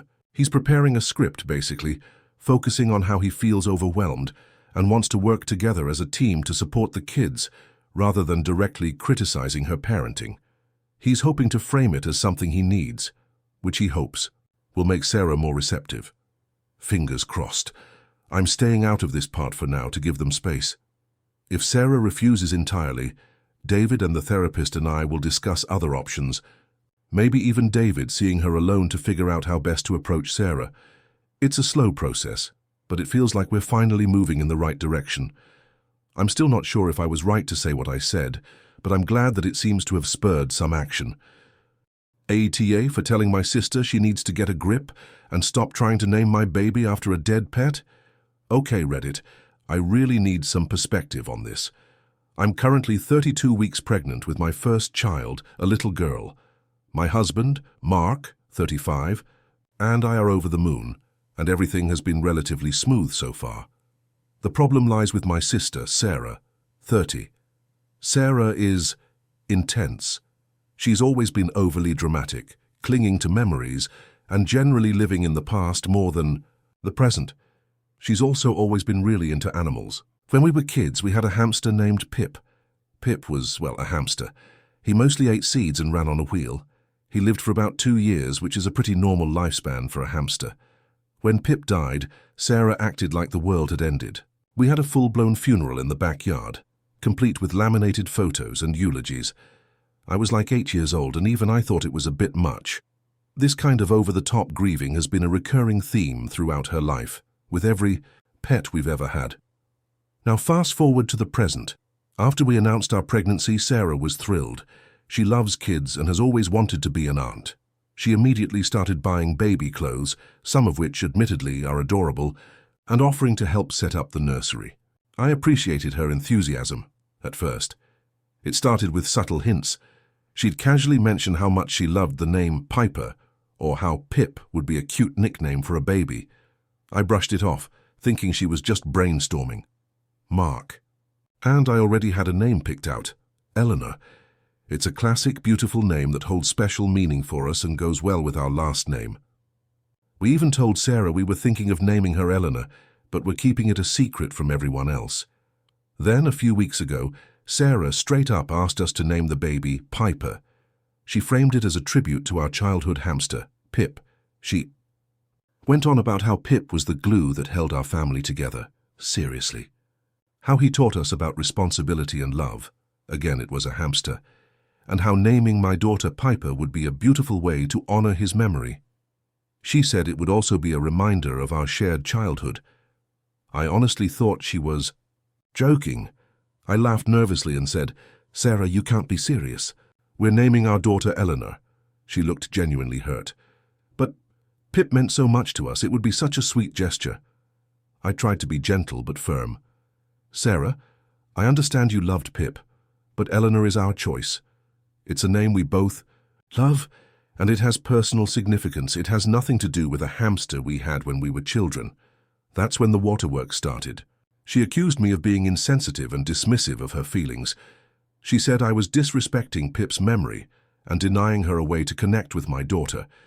She even said that Eleanor was a boring, old-fashioned name that didn't suit a modern baby. Ouch. Things have escalated since then. Every time I see her, she brings up the name Piper.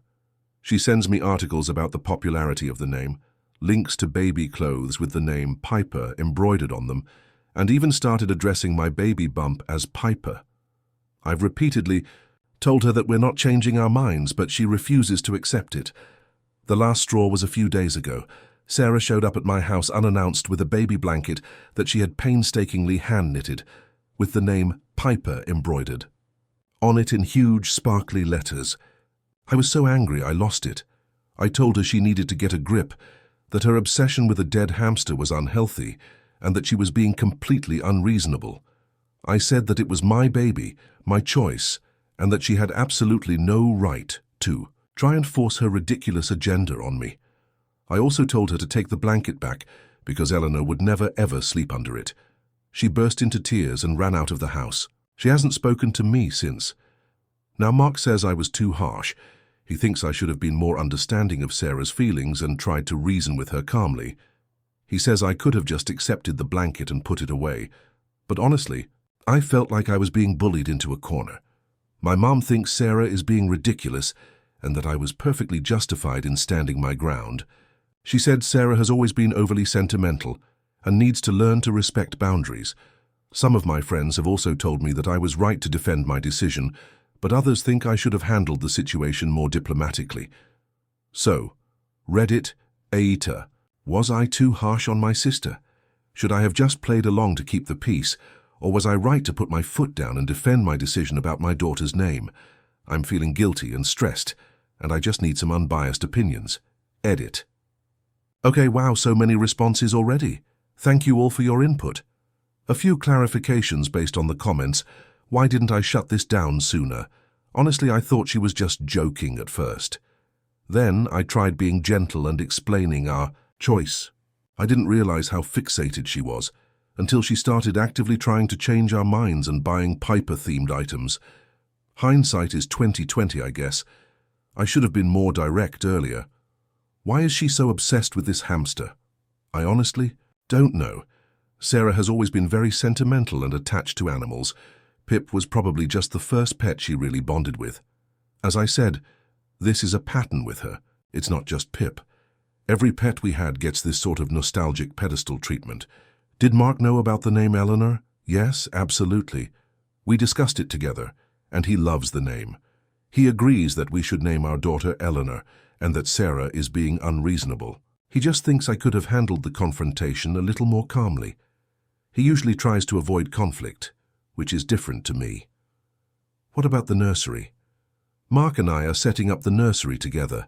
Sarah offered to help, but we haven't really taken her up on it because we wanted to do it our way. Which is probably a good thing considering she would have wallpapered it with hamster portraits by now. What's her relationship like otherwise? Generally, we have a good relationship, which makes this all the more frustrating. We're usually quite close. We talk on the phone frequently, before this, of course, and we used to hang out regularly. Has she named her own pets after Pip? No. Thank goodness. I almost choked on my water just thinking about that. She's had other pets since, all with different names. Update. Okay, so after reading through all your comments, thank you again for the input, I decided to take a deep breath and try to talk to Sarah. I called her this morning and she actually answered. I started by apologizing for yelling at her, telling her that I was stressed and hormonal, and that I didn't mean to hurt her feelings. Sarah, I'm sorry I yelled. I know you're excited about the baby, and I appreciate that. But the name Eleanor is extremely important to me and Mark. It wasn't fair of me to lash out, but it also wasn't fair of you to keep pushing when I clearly said no. There was a long silence on the other end. Then she started crying again. I miss Pip, she sobbed. He was such a special part of our childhood, and I thought naming your daughter after him would be a way to keep his memory alive. I took a deep breath and tried to be as gentle as possible. Sarah, I understand that you miss Pip, but naming my daughter after him isn't the right way to honor his memory. Besides, Eleanor is a beautiful name that honors my family history and will be a perfect fit for my daughter. Then I tried to gently change the subject. How about we think about keeping Pip's memory alive in other ways? We can look at old photos together, tell Eleanor stories about him when she's older. What do you think? She didn't say anything for a minute, but she did stop crying. I guess, she said finally. But the blanket. Look, I said. I appreciate the blanket. It was very thoughtful of you, even if the name isn't right. How about you keep that blanket? And when Eleanor is old enough, you can tell her all about Pip and show her the blanket. After more back and forth, she finally agreed. Her voice was still a bit shaky, but she seemed to be coming around. I think she needed to feel heard. We talked for another hour or so about other things, like the nursery and baby clothes. She even apologized for calling Eleanor a boring old-fashioned name. I don't know if this is a permanent fix, but it's definitely a step in the right direction. I'm still a bit wary, but I'm hoping that we can move past this and enjoy the rest of my pregnancy together. I want to thank everyone who commented on my original post. Your advice was really helpful in helping me see things from a different perspective and think about how to approach the situation with Sarah. I appreciate your honesty and support. I'll update again if anything else happens. Fingers crossed that this is the end of the Pip saga. Update 2. Well, I spoke too soon. The peace didn't last long. I thought we'd turned a corner after our phone call. Sarah seemed much calmer and more accepting of the name Eleanor. I even started to feel optimistic about our relationship again. Then yesterday she sent me a package. Inside was a framed portrait of Pip. The portrait was elaborate. It was painted in a Renaissance style, with Pip wearing a tiny crown and holding a scepter. Underneath the portrait, in fancy calligraphy, was the inscription, "Pippy, ruler of hearts." I stared at the portrait in stunned silence. I didn't know whether to laugh, cry, or scream. It was so ridiculous, so over the top, so completely Sarah. After a minute, I managed to compose myself enough to call her. "Sarah," I said, trying to keep my voice calm, "what is this?" "Isn't it beautiful?" she asked, her voice practically bubbling with excitement. "I commissioned it from a local artist. I thought it would look perfect in Eleanor's room." I took a deep breath. "Sarah, no. It will not look perfect in Eleanor's room. Eleanor's room will not be adorned with a portrait of a hamster wearing a crown." But I thought you were okay with honoring Pip's memory," she protested. "I am," I said, "but this is excessive. This is beyond excessive. This is bordering on obsession." "It's just a painting," she said defensively. "What's the big deal?" "The big deal is that you're still not respecting my boundaries," I said, my voice rising. "I told you that. We're naming our daughter Eleanor, and that we're not naming her after Pip. I appreciate the thought, but this portrait is completely inappropriate." "But I already paid for it," she wailed, "and the artist put so much work into it." "That's not my problem, Sarah," I snapped. "I don't want it. I don't need it. Please just take it back." She started to cry again. "You're being so mean. I'm just trying to be a good aunt." "Being a good aunt means respecting my wishes," I said firmly. "It means accepting that my daughter is not going to be named Piper, and it means not filling her room with hamster paraphernalia. I am going to be a good mom to my baby, and that means I get to choose what goes into her room." I ended the call there. I was too angry to continue. After I hung up, I texted her, "Please, Sarah, I need you to respect my boundaries. I love you, but this has to stop. I'm not going to display that picture. Please stop trying to push this. She hasn't responded. Mark came home to find me sitting on the couch staring blankly at the Renaissance Pip portrait. He just shook his head. I told you it wouldn't be easy, he said gently. I know, I sighed. But I thought we were making progress. I thought she was finally understanding. I don't know what to do anymore. Mark suggested that we get professional help. He thinks that Sarah might have some underlying issues related to grief or anxiety that are causing her to fixate on this. I'm starting to think he's right. I'm seriously considering setting some stricter boundaries with Sarah, maybe even limiting contact until after the baby is born. I don't want her to be a negative influence on my pregnancy or on my daughter's life. So Reddit ate her for even considering limiting contact with my sister because of her obsession with a dead hamster. I feel awful, but I don't know what else to do. And what do I do with this ridiculous portrait? I'm genuinely at my wits. And should I suggest therapy to her?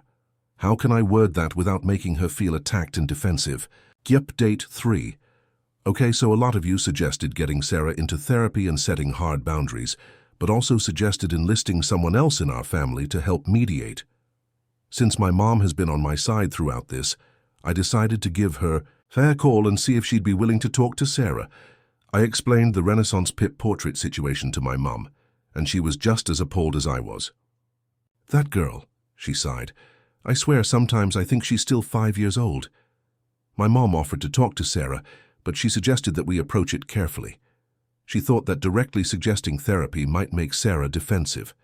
Instead, she planned to frame it as a way for Sarah to cope with stress and anxiety related to becoming an aunt.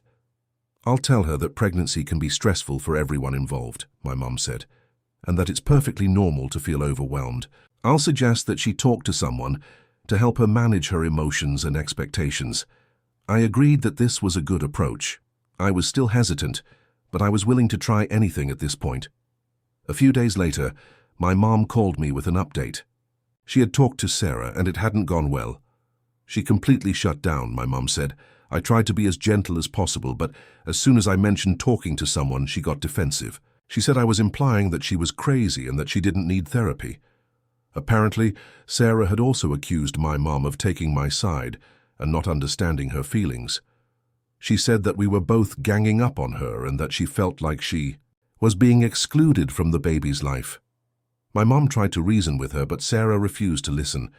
She ended the conversation by saying that she needed some space and hanging up. I was devastated. I had hoped that my mom could get through to Sarah, but it seemed like nothing was working. I felt like I was running out of options. After talking to my mom, I decided that it was time to set some stricter boundaries.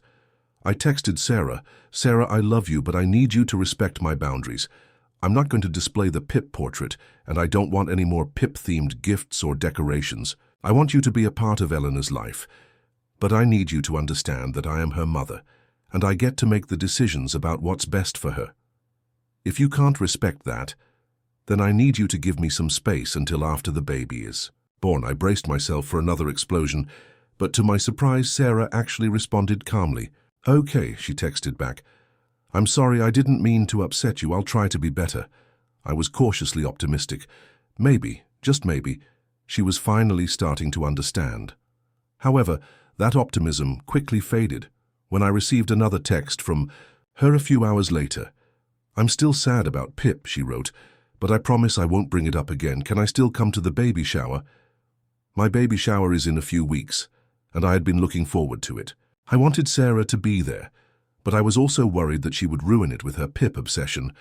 After thinking about it for a while, I decided to give her a chance. "Yes, you can come to the baby shower," I texted back, "but please, no Pip-related gifts or decorations, and please don't bring up Pip's name. I want this to be a celebration of Eleanor, not a memorial for a hamster." Sarah responded with a simple, "Okay." I'm still nervous about the baby shower, but I'm hoping that Sarah will be able to respect my wishes. I'm also planning to have a conversation with my mum and Mark before the shower so that they know what's going on and can help me manage the situation if necessary. In the meantime, I've decided to focus on preparing for Eleanor's arrival. I've been reading books about baby care, setting up the nursery and packing my hospital bag. I'm trying to stay positive and not let Sarah's drama overshadow my joy. So, Reddit, AETA for setting these boundaries with my sister. Am I being too strict? Should I have just uninvited her from the baby shower? I'm still feeling guilty and conflicted, but I also know that I need to protect my own mental health and well-being. Also, what do I do with the portrait? I'm seriously considering donating it to a thrift store. Final-ish update for now.